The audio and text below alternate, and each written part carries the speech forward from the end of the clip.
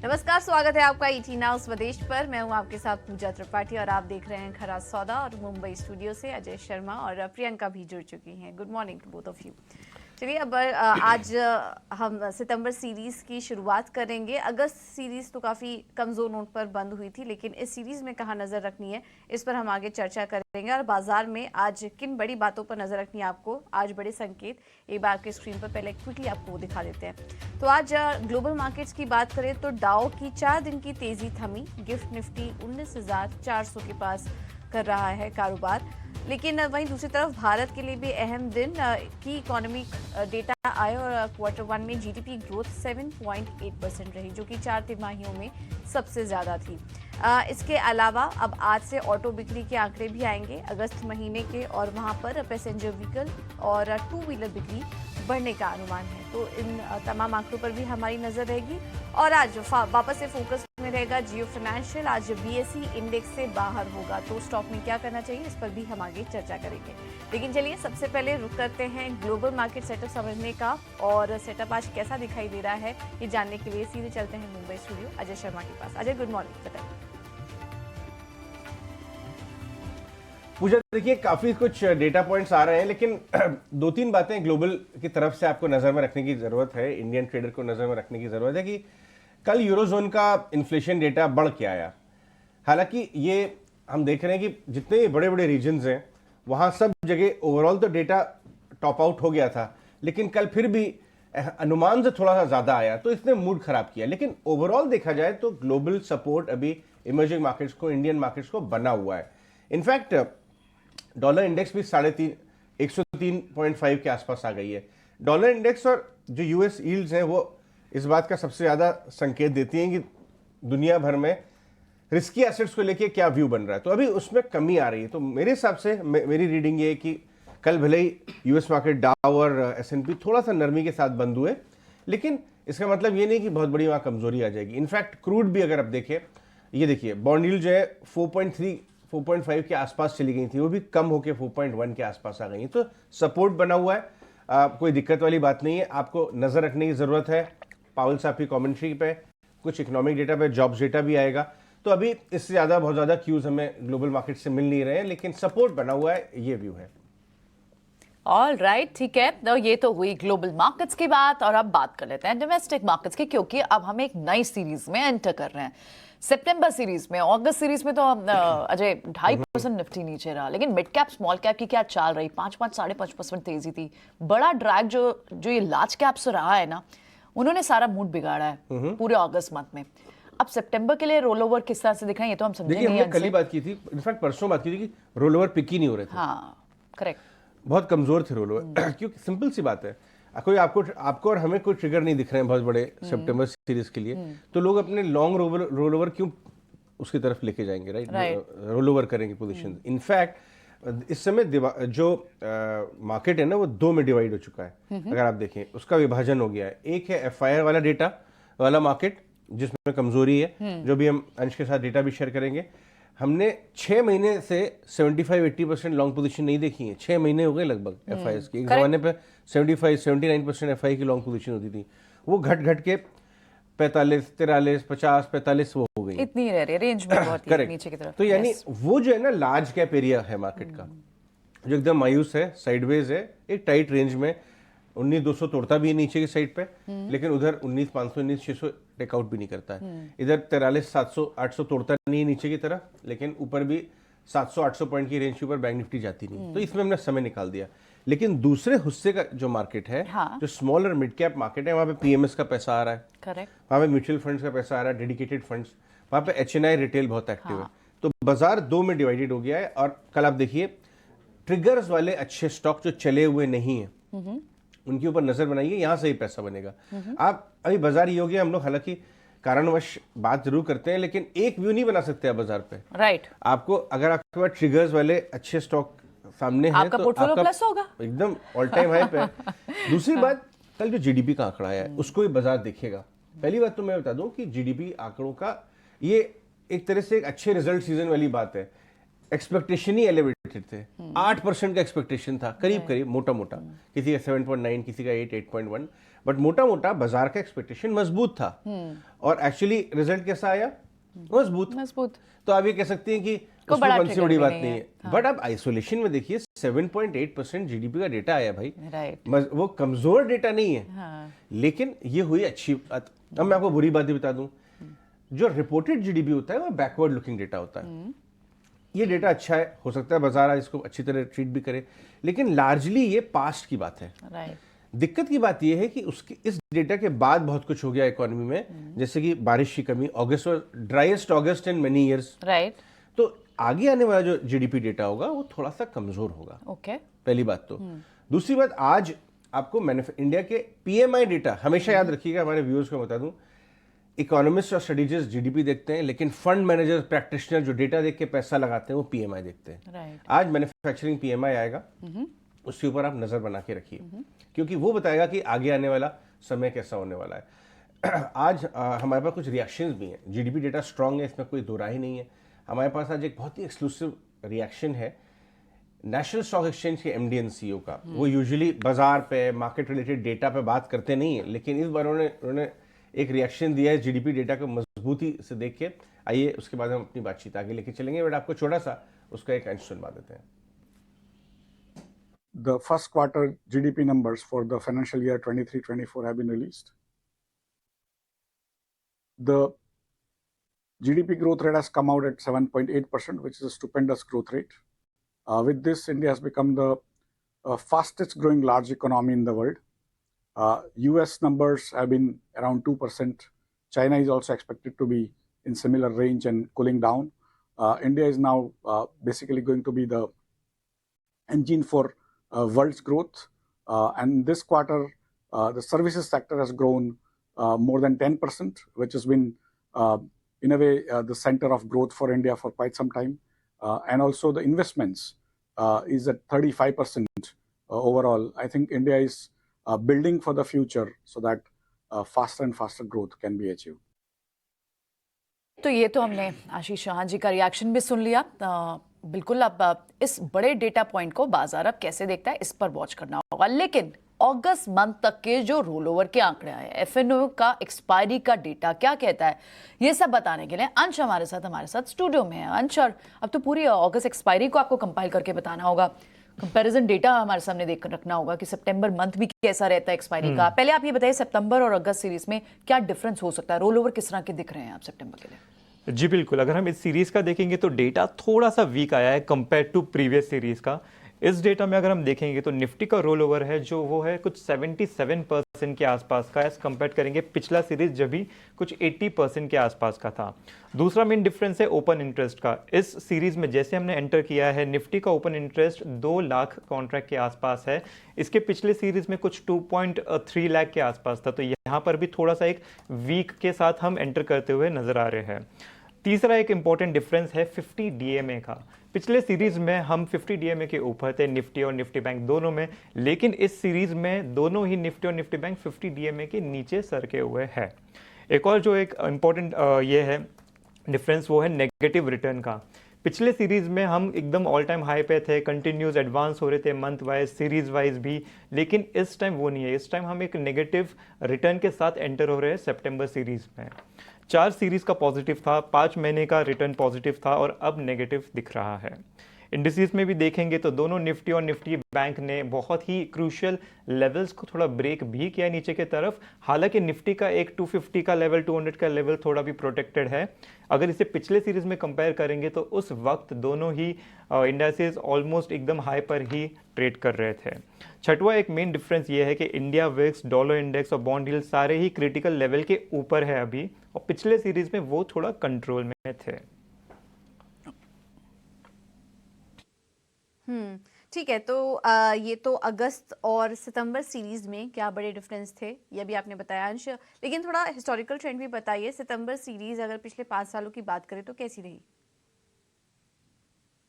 पिछले 5 साल का अगर हम ट्रेंड देखेंगे तो वहां पर ऐसा कोई एक कंटिन्यूस स्ट्रीक नहीं नजर आया कि कंटिन्यूस बाइंग हो रही है, कंटिन्यूस सेलिंग हो रही है। एक्चुअली ऑल्टरनेट रहा है। अगर हम देखेंगे 2018 में नेगेटिव था, 2019 में पॉजिटिव था, 2020 में फिर नेगेटिव हो गया, 2021 में फिर पॉजिटिव हो गया, फिर 2022 में फिर नेगेटिव हो गया। तो ये अदला बदली चल रहा है। तो अगर हम इस तरह से देखेंगे ऑल्टरनेट वाइज में तो उस हिसाब से अभी तो पॉजिटिव रहना चाहिए। तो ये एक डेटा नजर आ रहा है। दूसरा, अगर हम देखेंगे कि सितंबर सीरीज में क्या चीज़ें हैं जो अफेक्ट कर सकते हैं मार्केट को, तो वो एक तो है रेनफॉल का, जो सितंबर सीरीज में अगस्त में तो कम ही रहा है, तो ये एक ऑब्जर्व करने वाली चीज़ है। दूसरा, इन्फ्लेशन डेटा भी आने वाला है। तीसरा, इंडेक्सेस ट्राई कर सकते हैं 50 डीएमए के ऊपर जाने के लिए, तो वो एक अहम चीज़ है जिसे हमें देखना चाहिए। यूएस मार्केट की तरफ से भी कई इवेंट्स हैं जो अफेक्ट कर सकते हैं इंडियन मार्केट को, जैसे कि वहाँ पे जीडीपी अनाउंसमेंट होने वाला है Q2 का, अनएम्प्लॉयमेंट डेटा भी आने वाला है और इन्फ्लेशन डेटा भी आने वाला है। तो ये सब चीज़ें हैं जो हमें मार्केट को थोड़ा अफेक्ट कर सकते हैं इस सीरीज में। चलिए आगे बढ़ते हैं और अब हम ट्रेडिंग की बातचीत अपने पैनलिस्ट के साथ जोड़ते हैं उनको। संतोष मीना, कुणाल फरार और राहुल घोष तीनों हमारे साथ जुड़ चुके हैं। सितंबर सीरीज में किस तरह के ट्रेड बिठाए जाएं, ये बातचीत आगे लेके। कुणाल, संतोष, राहुल, आप सबका स्वागत है। बहुत बहुत शुक्रिया आज हमारे साथ बात करने के लिए। फ्राइडे का दिन है, एक सॉफ्ट क्लोजिंग देखी हमने अगस्त सीरीज की, लेकिन ये हम देख भी रहे थे पिछले कुछ दिनों से कि इंडिसेस पे ट्रेड एकदम सधा हुआ ट्रेड बन ही नहीं पा रहा है। बहुत शॉर्ट नैरो रेंज में होता है, स्टॉप लॉस ट्रिगर हो जाते हैं दोनों साइड पे। राहुल, आपसे बातचीत शुरू करते हैं। कैसा आपको सेटअप दिखाई दे रहा है एक वीक रोलओवर के बाद जो एक्सपायरी हुई है, जिस हिसाब से एफआईएस गायब है, उनका पार्टिसिपेशन लो है, इस सीरीज के लिए कैसे ट्रेड बिठाएंगे आप निफ्टी बैंक निफ्टी पे? नमस्ते और गुड मॉर्निंग। नमस्ते। तो 2 दिन पहले भी अगर आप नोटिस किए होंगे, हमारा व्यू था कि हर रैली पे हम शॉर्ट करेंगे और सेल ऑन रैली का ही मार्केट रहेगा। तो एब्सोल्युटली कोई चेंज नहीं है उस व्यू में। कोई भी रैली आता है 19,500 के करीब करीब हम शॉर्ट करेंगे मार्केट को। एक्चुअली सितंबर एक बेरिश मंथ हमें लग रहा है दोनों इंडेक्सेस, निफ्टी और बैंक निफ्टी के केस में। निफ्टी स्लाइटली ज्यादा हो सकता है, करंट वाई डेटा आप देखेंगे with respect to bank Nifty, but दोनों का बेरिश मंथ दिख रहा है। इंटरेस्टिंग पॉइंट ये है कि जो बेरिशनेस है उसका एक्सटेंट उतना ज्यादा नहीं दिख रहा है, क्योंकि जो 19,000 के पुट्स हैं वो कल भी फॉलिंग मार्केट में भारी मात्रा में राइट किए गए हैं सितंबर सीरीज के लिए। तो अभी फिलहाल तो trend down, sell on rallies का स्ट्रक्चर है, बट 19,000 पे एक इंपॉर्टेंट सपोर्ट है निफ्टी के केस में। Those are the important levels. Bank Nifty के केस में 45,200, जैसे मैंने लास्ट टाइम कहा, वो एक इंपॉर्टेंट रेजिस्टेंस है। हर rally to 45,200 should be sold into, और नीचे की तरफ 43,500 पे आपको एक स्ट्रॉन्ग सपोर्ट है। तो नीचे के साइड में भी ज्यादा ओपनिंग नहीं है एज ऑफ नाउ। बातचीत करते हैं। संतोष, बताइए क्या लेके आए आप? लॉन्ग और शॉर्ट मिक्स है आज भी, या आप लॉन्ग साइड पे ही हैं? Yes, first of all good morning everyone. So मेरा भी व्यू है कि थोड़ा सा अभी मार्केट वीक हो रहा है, तो मेरा मिक्सचर है लॉन्ग शॉर्ट का। पहला स्टॉक मेरा बाइंग साइड है, हमने लास्ट टाइम भी डिस्कस किया था, बिकाजी फूड। हम फेस्टिव सीजन की ओर बढ़ रहे हैं और बिकाजी फूड का चार्ट स्ट्रक्चर भी काफ़ी अच्छा हो रहा है। स्टॉक अपने इंपॉर्टेंट रेजिस्टेंस के ऊपर बहुत ब्यूटीफुली ट्रेड कर रहा है और यहाँ पर एक फ्लैग फॉर्मेशन का ब्रेकआउट आने की तैयारी है, तो यहाँ पर खरीदारी करना चाहिए। ऊपर में जो टारगेट रहेगा 525 का रहेगा, स्टॉप लॉस रहेगा 490 का रहेगा। एक स्टॉक सेल साइड है, गोदरेज कंज्यूमर प्रोडक्ट्स। हम देख रहे हैं मानसून का प्रॉब्लम है, तो आगे जाके इन्फ्लेशन का रिस्क रहेगा और नॉर्मली जब मानसून कमजोर रहता है तो एफएमसीजी स्टॉक्स अंडर परफॉर्म करते हैं। टेक्निकली भी ये स्टॉक में एक इन्वर्स फ्लैग फॉर्मेशन का ब्रेकडाउन आया है। स्टॉक अपने 100 डे मूविंग एवरेज के नीचे क्लोज हुआ है, तो उम्मीद की जा रही है कि शायद ये स्टॉक अपने 200 डे मूविंग एवरेज की ओर बढ़ सकता है, तो यहाँ पे आप शॉर्ट करके चल सकते हो। यहाँ पे आपका टारगेट रहेगा 970 रुपीज़ का, स्टॉप लॉस रहेगा 1020 रुपीज़ का। ऑल राइट, तो ये तो रही आपकी तरफ से भी थोड़ी सी कॉशियस व्यू और सेल कॉल्स आप दे रहे हैं यहाँ पर, ठीक है। कुणाल भी हमारे साथ। कुणाल की क्या है आज के ट्रेडिंग आइडियाज, वो समझ लेते हैं। कुणाल, बताएं आपके आइडियाज क्या होंगे? दो आइडियाज है, दोनों बाइक की और ही है। एंड कल के दिन में काफी अच्छे ब्रेकआउट्स भी देखने को मिले हैं, तो ब्रेकआउट के ऊपर हम प्ले करेंगे। सबसे पहला मॉइल है 239.80 के अराउंड, उसका कल का क्लोजिंग है, बाय करेंगे 227 के एसएल के साथ। टारगेट की बात करें तो 250 का पहला टारगेट है और वो ब्रेक करता है तो 265 का दूसरा टारगेट भी हमें मॉइल दिखा सकता है। एंड दूसरा जो कॉल है वो एंजल वन है, काफी अच्छी मोमेंटम कल के दिन में देखने को मिली है, ब्रेकआउट भी है। 1875 के अराउंड का कल का क्लोजिंग है, बाय करके चलेंगे हम यहाँ से 1755 के एसएल के साथ। टारगेट की बात करें तो 1965 1965 का पहला टारगेट है, और वो जैसे ही ब्रेक होता है 2115 का दूसरा टारगेट भी हमें यहाँ पे देखने को मिल सकता है।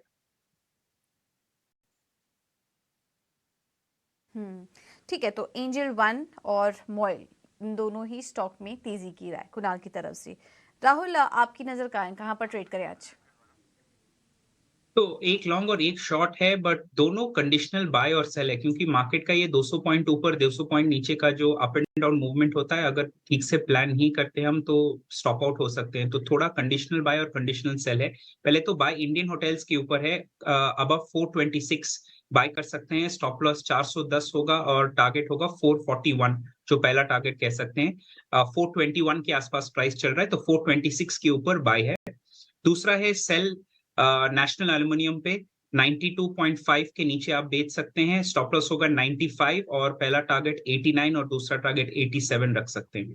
तो नेशनल एल्युमिनियम पर सेल और इंडियन होटल्स पे बाय।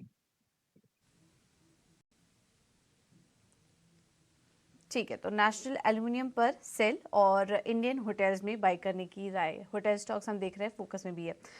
लेकिन कुणाल, अभी थोड़ी देर पहले एंजल वन में खरीदारी करने की बात कर रहे थे, एक बार स्टॉक पर चर्चा कर लेते हैं। अजय, अभी कुछ दिन पहले ही एंजल वन ने रीस्ट्रक्चरिंग की भी घोषणा की, तब से स्टॉक फोकस में है। पिछले 3 महीनों का ट्रेंड देखें, 42% की तेजी ये स्टॉक दिखा चुका है। कैसे एनालिसिस किया आपने इस न्यूज़ का? रिस्ट्रक्चरिंग बहुत ज़्यादा मीनिंगफुल नहीं है, वो तो एक रेगुलेटरी कंप्लायंस के कारणवश करनी पड़ रही है। लेकिन अगर आप एंजल वन में देखिए, लास्ट 3-4 दिन से फ्रेश बाइंग दिख रही है, और उसका कारण ये है कि इन्होंने जो ऐप लॉन्च किया है, इन्होंने एक सुपर ऐप लॉन्च किया है। सब लोग इसके बारे में बातें कर रहे हैं, और इस ऐप से इनके जो सब्सक्राइबर एडिशन हो रहे हैं वो बहुत तेज़ी से बढ़ रहे हैं, और बाजार को इसकी भनक लग चुकी है ऑलरेडी। हुआ तो शायद 10-15 दिन पहले ही लॉन्च है, लेकिन और उन्होंने कुछ ऑफिशियली बताया नहीं कि इसका इम्पैक्ट अभी कितना हुआ है। बट बाजार में ये खबर है कि इस ऐप की वजह से इनका subscriber addition specially tier 2 tier 3 में बहुत तेज़ी से हो रहा है, और ये आगे आने वाले महीनों में और आपको क्वार्टरली रिजल्ट्स में भी इसका रिफ्लेक्शन दिख सकता है। तो एंजल वन वापस 1900 हो गया है, 2200 वाला करेक्ट होके अगर आप एक साल का चार्ट देखें तो 1100 के आसपास गया था, या शायद 900 के आसपास गया था। डायरेक्टर साहब लेके आइए। हाँ, वही 2200 2000 वाला एक बार करेक्ट होके नीचे 1000 तक गया था, 900 तक पूरा का पूरा रिकवर करके। अब ये जब पिछली बार वाला 2000 का लेवल क्रॉस करेगा तो ये एक नई टेरिटरी में चला जाएगा। तो इसको जरूर से वॉच आउट करिए, और हमारे पैनलिस्ट ने ऑलरेडी इसका हवाला आपको दिया है और इसको कॉल में भी दिया है। ओके, ठीक है। और बिल्कुल चलिए, तो सारी रिकमेंडेशंस हमारे एक्सपर्ट्स की आज के लिए आपके पास आ गए हैं। कई सारे लॉन्ग आइडियाज हैं और कुछ शॉर्ट आइडियाज भी हैं, लेकिन कौन से खबरों वाले स्टॉक्स हैं जहां पर आपको नजर रखनी है, वो शरद बता रहे हैं हमें। शरद, बताएं। मॉर्निंग। Good morning. सबसे पहले जो ऑफकोर्स जो ब्लॉक डील्स हुई हैं उनकी अब्जॉर्प्शन क्या हुए उसकी जो है इंपॉर्टेंट डेटा बता देता हूँ। इंपॉर्टेंट है कि सूला विनियर्ड्स में देखा गया तो पी फर्म जो है वर्ल्ड इन्वेस्ट एशिया, उन्होंने लगभग 13% स्टेक की जो है बिकवाली की है, जिसका वैल्यू 513 करोड़ का है। जो अहम बायर्स इस लिस्ट में आए हैं वो नेम इंक्लूड करते हैं सोसाइटी जनरल, मॉर्गन स्टैनली और HDFC म्यूचुअल फंड। इसके अलावा मेडप्लस हेल्थ सर्विसेज में बात करें तो यहाँ पे बायर्स में देखें तो Fidelity group, government of Singapore और निप्पॉन इंडिया म्यूचुअल फंड जैसे दिग्गज इन्वेस्टर्स ने जो है बाइंग देखने मिली है। और जो ओवरऑल सेलिंग हुई थी वो प्रेमजी इन्वेस्ट और एक बड़ी पी फर्म लेवेंडर इन्वेस्टमेंट है, उनको ज़रा हुई थी, लगभग 12% स्टेक हुई थी, और जिसका जो वैल्यू है 1207 करोड़ का आया था। इसके अलावा प्रूडेंट कॉर्पोरेट सर्विसेज में भी अहम बायर्स आए हैं, अबू धाबी इन्वेस्टमेंट अथॉरिटी और DSP म्यूचुअल फंड, जहां पे एक पी फर्म ने लगभग 9% स्टेक की बिकवाली की है, जिसका वैल्यू 420 करोड़ रुपीज़ का है। ACC की बात करें तो PNB पारिवास ने जो है ऑलमोस्ट 1.2% स्टेक की एक्विजिशन की है। और जीनस पावर में देखा है तो एक बड़ी ऑर्डर आई है, ऑलमोस्ट आप कह सकते हैं 2300 करोड़ का ऑर्डर है, और जो ओवरऑल ऑर्डर वो करंटली है वो लगभग 11,000 करोड़ का है। अगर ऑर्डर की बात करें तो ITD सीमेंटेशन को भी मरीन कॉन्ट्रैक्ट आया है लगभग 3,300 करोड़ का। अर्निंग्स में बालाजी अमाइंस के जो अर्निंग्स थे वो थोड़े लेट अनाउंसमेंट की गई थी कंपनी से, लेकिन जो ओवरऑल नंबर्स आए हैं बहुत वीक नंबर्स देखने मिले हैं ईयर ऑन ईयर बेसिस और सिक्वेंशली, इन दोनों कैटेगरीज में जो नंबर्स वीक आए हैं। और इसके अलावा गुजरात गैस भी रहेगा फोकस में, यहाँ पे थोड़ी पॉजिटिव रिएक्शन स्टॉक में देखने मिल सकती है, क्योंकि उन्होंने अपनी मोरबी के कस्टमर्स के लिए प्राइसेस को बढ़ाया है लगभग 2.5 रुपये प्रति यूनिट से ज़्यादा। ग्लैक्सोस्मिथक्लाइन फार्मा भी जो है फोकस में रहेगा। यहाँ पे एजेंसी से जो है बज़ आ रही है कि असिस्टेंट कमिश्नर जो स्टेट टैक्स के हैं वो जो है अपनी सर्च उनके प्रेमिसेस में स्टार्ट कर दिए हैं, लेकिन कंपनी का बयान आ रहा है कि कंपनी के बिजनेस ऑपरेशंस एज यूजुअल चल रहे हैं। HFCL भी फोकस में रहेगा। यहाँ पे बोर्ड ने अप्रूवल दे दी है QIP इशू का। लगभग 350 करोड़ का अलॉटमेंट हुआ है 69 रुपीज़ पर शेयर पर। अगर की बायर्स की बात करें तो Reliance venture, quant mutual fund और सोसाइटी जनरल जैसे अलॉटीज़ मिले हैं। और आखिर में बात करूंगा जैन इरिगेशन का। यहाँ पे भी जो है मीडिया रिपोर्ट्स आ रही है कि कंपनी जो है बातचीत पे है, जहाँ पे वो क्रेडिट फंड अल्फा के साथ 200 करोड़ रुपए रेज कर सकती है। ठीक है, तो ये है कुछ अहम खबरों वाले शेयर्स। काफ़ी सारी ब्लॉगिंग फंड एक्शन आज फोकस में रहेंगे और ऑर्डरिंग की खबरें भी आ रही हैं, इस पर हमारी नजर रहेगी। इन स्टॉक्स पर आगे चर्चा भी करेंगे, लेकिन अब आगे बढ़ते हैं ब्रोकरेज हाउस की रिपोर्ट की तरफ। वामाक्षी जुड़ चुकी है हमारे साथ पूरा अपडेट लेकर। वामाक्षी, गुड मॉर्निंग, बताइए। जी बिल्कुल, शुरुआत करते हैं हम बैंकिंग स्पेस के साथ। इन्वेस्टेक की तरफ से एक पेयर ट्रेड स्ट्रैटेजी आ रही है। इनफैक्ट उनका कहना है कि यूनियन बैंक पर लॉन्ग होना चाहिए और बैंक ऑफ बड़ौदा पर शॉर्ट की राय आ रही है इनकी तरफ से। वैल्यूएशन के लिहाज से उन्हें union bank bank of Baroda से ज़्यादा आकर्षक नज़र आता है। इनफैक्ट फंड रेस के बाद CET1 जो यूनियन बैंक का है वो बढ़कर 13.75% पर आ चुका है, जिसके चलते इक्विटी डाइल्यूशन का जो रिस्क है वो घटता हुआ नज़र आ रहा है। बैंक ऑफ बड़ौदा का जो CD रेशियो है ये भी सिक्वेंशली बढ़कर करीब 80% पर आ चुका है, जिसके चलते निम्स पर थोड़ा सा प्रेशर आगे दिखाई दे सकता है। तो ऑल इन ऑल इसी के चलते इन्वेस्टेक ने बैंक ऑफ बड़ौदा पर होल्ड की राय और यूनियन बैंक ऑफ इंडिया पर खरीदारी की राय दी है। इसके अलावा हम फोकस करेंगे यूनाइटेड स्पिरिट्स पर। मैक्वारी की तरफ से रिपोर्ट आ रही है और ये लार्जली हाईलाइट कर रहे हैं कि यूनाइटेड स्पिरिट्स का healthy market share gain Pernod India के मुकाबले एक हेल्दी पॉजिटिव सरप्राइज है। इनफैक्ट मगर आगे चलते हुए EPS ग्रोथ को लेकर काफ़ी सारे रिस्क नज़र आ रहे हैं। कर्नाटका गवर्नमेंट ने जो लिकर टैक्सेस को यूज़ किया है इलेक्शन प्रोमिसेस को फंड करने के लिए, ये एक प्रेसिडेंस जो सेट हो सकता है, इसका इम्पैक्ट EPS ग्रोथ पर आ सकता है। और इसके अलावा इन्फ्लेशनरी प्रेशर्स स्पेशली ग्लास में इसका भी इम्पैक्ट EPS ग्रोथ पर आ सकता है। तो ऑल इन ऑल इसी के चलते मैक्वारी ने यूनाइटेड स्पिरिट्स पर अपनी अंडर परफॉर्म की राय को बरकरार रखा है।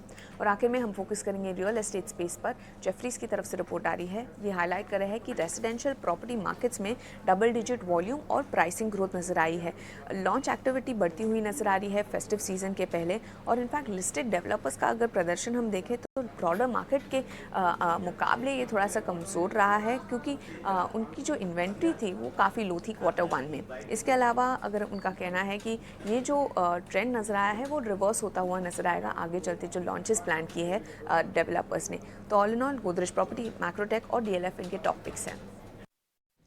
क्या बात है, बहुत बहुत शुक्रिया। ये डिक्सन टेक से मैं कल ET Now में बात कर रहा था और अब इनके जो पूरा बिजनेस मॉडल है उसमें एक नई चीज़ जुड़ रही है, पता है आपको? ये स्मार्ट मीटरिंग की तरफ जा रहे हैं। राइट, तो यानी एक बड़ा सेगमेंट वो भी कैप्चर करने वाले हैं। ESM में तो इन्होंने तहलका मचाया है। मैं आपको बता दूं प्रियंका कि पूरा बाजार जो है ना, इंक्लूडिंग अस, हम business journalist to a large extent, smart metering की अपॉर्चुनिटी को अंडर एस्टिमेट, अंडर समझें।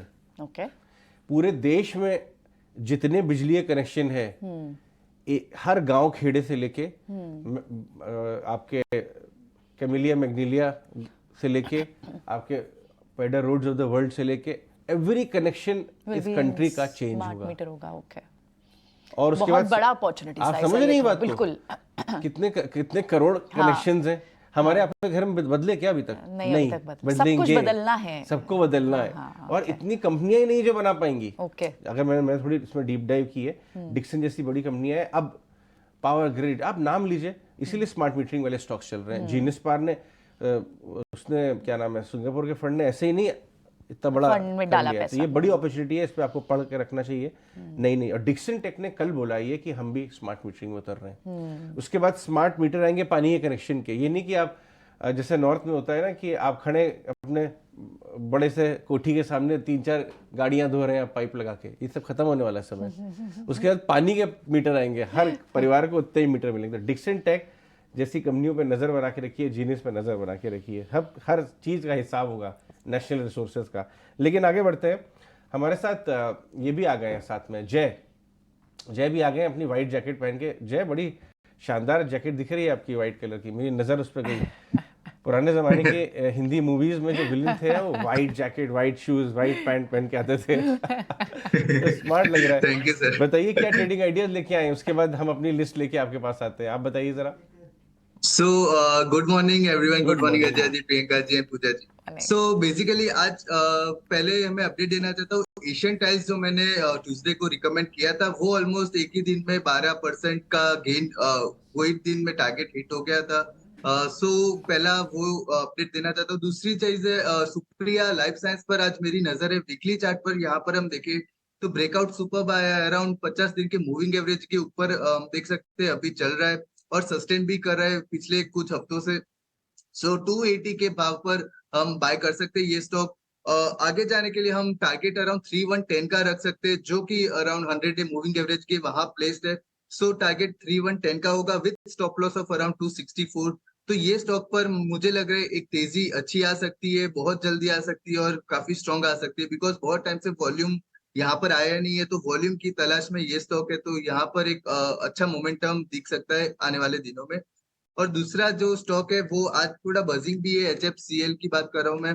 तो HFCL में भी हमने देखा एक बस बन रहा है, RSI की तरफ से मॉडरेट जोन में आ रहा था, काफी कंसोलिडेशन फेज से अभी पिछले 2 वीक से अच्छा परफॉर्मेंस किया, अराउंड 7% ये वीक में परफॉर्मेंस दिया था। तो मुझे लग रहा है ये परफॉर्मेंस कैरी ऑन हो सकता है अगले रेजिस्टेंस तक जो कि अराउंड 85 के लेवल के वहां पर है। तो ये स्टॉक 85 के लेवल के वहां जा सकता है, बहुत इजीली जा सकता है। बीच में थोड़े हिकअप्स आ सकते हैं बट ओवरऑल मुझे मोमेंटम स्ट्रॉन्ग लग रहा है, विथ वॉल्यूम लेड है। तो यहाँ पर स्टॉप लॉस हम 71 का रखेंगे, टारगेट 85 का रखेंगे। HFCL पर तेजी का माहौल मुझे लग रहा है काफी अच्छा लगेगा। ओके, क्या बात है, बहुत बढ़िया स्टॉक चल रहे हैं आपके मिड कैप्स में। लेकिन आगे बढ़ते हैं, कुछ और स्टॉक्स खबरों के दम पे मुझे डिस्कस करने हैं। हमारी बड़ी लिस्ट है, सारे हमारे कॉलीग्स ने बताई भी, उनको भी लेके आते हैं। कुणाल परार के साथ मैं डिस्कस करना चाहूँगा इमामी। कुणाल, इमामी को जरा लेके आइए डायरेक्टर साहब। एक महीने, 3 महीने, 6 महीने कंज्यूमर स्टॉक्स में अर्ली मूव शुरू हुआ है अभी। इमामी इन पर्टिकुलर को देखिए 3 महीने में 35%। आज सिटी का एक अपग्रेड आया है और मैं अपने व्यूअर्स को बता दूं कि Emami one of the few companies है जिसने बीते क्वार्टर में कमेंट्री बहुत दमदार दी थी, स्पेशली ये बोल के कि टियर 2 टियर 3 में इनका काम अच्छा हो रहा है। जरा इस पे बताइए क्या ट्रेड है।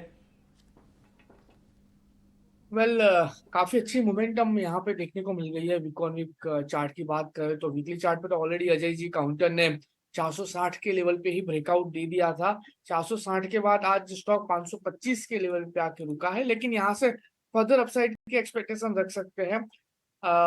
524 के अराउंड है, मैं कहूंगा कि प्रेजेंट लेवल से या हम खरीदारी करके चल सकते हैं।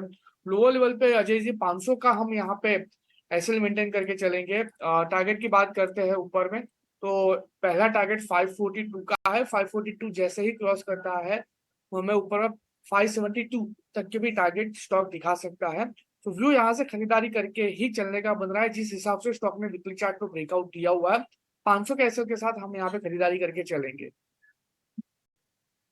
ओके, ठीक है। अब इसी से जुड़ी एक कंपनी में और डिस्कस करना चाहूंगा संतोष से। संतोष, कल हमने देखा कि एफएमसीजी और फार्मा पैकेजिंग, जो पैकेजिंग कंपनीज हैं, खास तौर पे एफएमसीजी और फार्मा वाली, उनमें बहुत तेजी की चाल आई है। इनफैक्ट लास्ट वीक का आप चार्ट लेके आइए यूफ्लेक्स का। डायरेक्टर साहब, यूफ्लेक्स कल भी 3-3.5% ऊपर था। आज यूफ्लेक्स का मैनेजमेंट हमारे यहाँ 1 बजे आएगा, आप चाहें तो सुन लें उनकी बातचीत। लेकिन एक वीक में 30%, मैं उनसे बात कर रहा था, उन्होंने बताया बहुत अच्छे ऑर्डर आ रहे हैं कंज्यूमर और फार्मा स्पेस से। सो संतोष, यूफ्लेक्स के बारे में बताएं चार्ट्स को देख के। जी अजय जी, यूफ्लेक्स की बात करें तो इसमें हमने एक बहुत हेल्दी करेक्शन देखा था। स्टॉक आप देखो तो 800 रुपये से घटकर करीबन 300 रुपये के आसपास आ गया था, लेकिन अब एक बॉटम बनते दिख रहा है स्टॉक में। पिछले 2 दिनों में बहुत ही हैवी वॉल्यूम आए हैं, लगभग 1-1 करोड़ के वॉल्यूम आए हैं पिछले 2 दिनों में, और बहुत अच्छे वॉल्यूम के साथ इसने कल 200 दिन के मूविंग एवरेज के ऊपर क्लोजिंग दी है। तो हो सकता है ये स्टॉक अब बॉटम आउट होकर तेजी दिखाने के लिए तैयार है, तो यहाँ पे खरीदारी की जा सकती है पोजिशनल बेसिस पे। स्टॉप लॉस आपका थोड़ा सा वाइड रहेगा 420 का, लेकिन अगर यहाँ से स्टॉक चलना शुरू करता है तो पोटेंशियल रखता है स्टॉक 600-640 रुपए तक जाने के लिए। ठीक है, ये तो हुए पैकेजिंग स्टॉक्स जो चल रहे थे। एक और बड़ा जो पूरा सेगमेंट है चल रहा था वो है ऑटो सेगमेंट भी, बिकॉज ऑटो सेल्स नंबर्स आने हैं। सृष्टि ने एक प्रीव्यू तैयार किया है। 2 व्हीलर स्पेस के स्टॉक्स को हम देखें, मारुति के स्टॉक को देखें, इनमें सब में अच्छी मूव थी। क्या पीवी सेगमेंट के नंबर्स, 2 व्हीलर सेगमेंट के नंबर्स, क्या इनमें कोई मंथ ऑन मंथ ग्रोथ के फिगर्स दिख सकते हैं? सृष्टि बताएंगे हमें। सृष्टि बताएं। ऑटो सेल्स की बात करें तो यहाँ पे सभी सेगमेंट्स में हमें एक अच्छी तेज़ी देखने को मिल सकती है और ख़ास तौर से अगर बात करें टू व्हीलर सेगमेंट की तो यहाँ पे डिमांड को अच्छी तरीके से एक पुश मिलता हुआ नज़र आएगा। इसके अलावा अगर हम देखें तो फेस्टिव की पूरी ज़ोरों शोरों से तैयारियाँ हो रही हैं। सभी कंपनीज़ के जो सेगमेंट्स हैं उसमें हम उम्मीद कर रहे हैं कि जो इन्वेंट्रीज़ हैं वो बिल्डअप होना शुरू हो गई हैं और आगे चल के जो मांग है वो भी पॉजिटिव साइड होती हुई दिखेगी। अब एक एक करके आप अपने स्क्रीन्स पे देखेंगे कंपनीज़ के नतीजे, तो यहाँ पे टू व्हीलर सेगमेंट को डोमेस्टिक डिमांड का पुश मिलेगा, वहीं बजाज ऑटो और साथ ही टीवीएस मोटर्स की जो एक्सपोर्ट सेल्स है वो लगभग सपाट रहने की उम्मीद है। साथ ही साथ पैसेंजर व्हीकल की बात करें तो वहाँ पे भी लगभग सपाट ग्रोथ की ही उम्मीद है।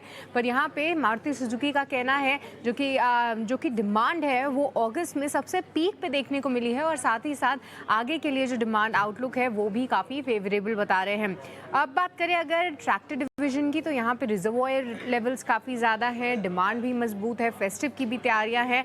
इसी के चलते हम एस्कॉट्स में भी उम्मीद कर रहे हैं कि एक अच्छे बिक्री आंकड़े आते हुए दिखेंगे। आपकी स्क्रीन पे देखेंगे कि महीने दर महीने में 8% की बढ़त की उम्मीद है और साथ ही M&M में हल्की सी कमज़ोरी आप कह सकते हैं, पर 22,000 के ऊपर कंपनीज यूनिट बेचती हुई नजर आएगी। और आखिरी में कमर्शियल व्हीकल सेगमेंट की बात करें तो हालांकि इस बार जो फ्लीट यूटिलाइजेशन था वो पूरी तरीके से नहीं था, पर आगे के लिए जो आउटलुक है वो कंपनीज की तरफ से पॉजिटिव आ रहा है। इंक्वायरीज बढ़ती हुई नजर आई हैं और इसमें अशोक लीलैंड को आपको ध्यान रखना होगा, 15,600 से ज़्यादा यूनिट्स बेचने की वो तैयारी कर रहे हैं। ऐसा हो सकता है कि 15,600 से ज़्यादा उनकी गाड़ियां बिकती हुई नजर आएँ।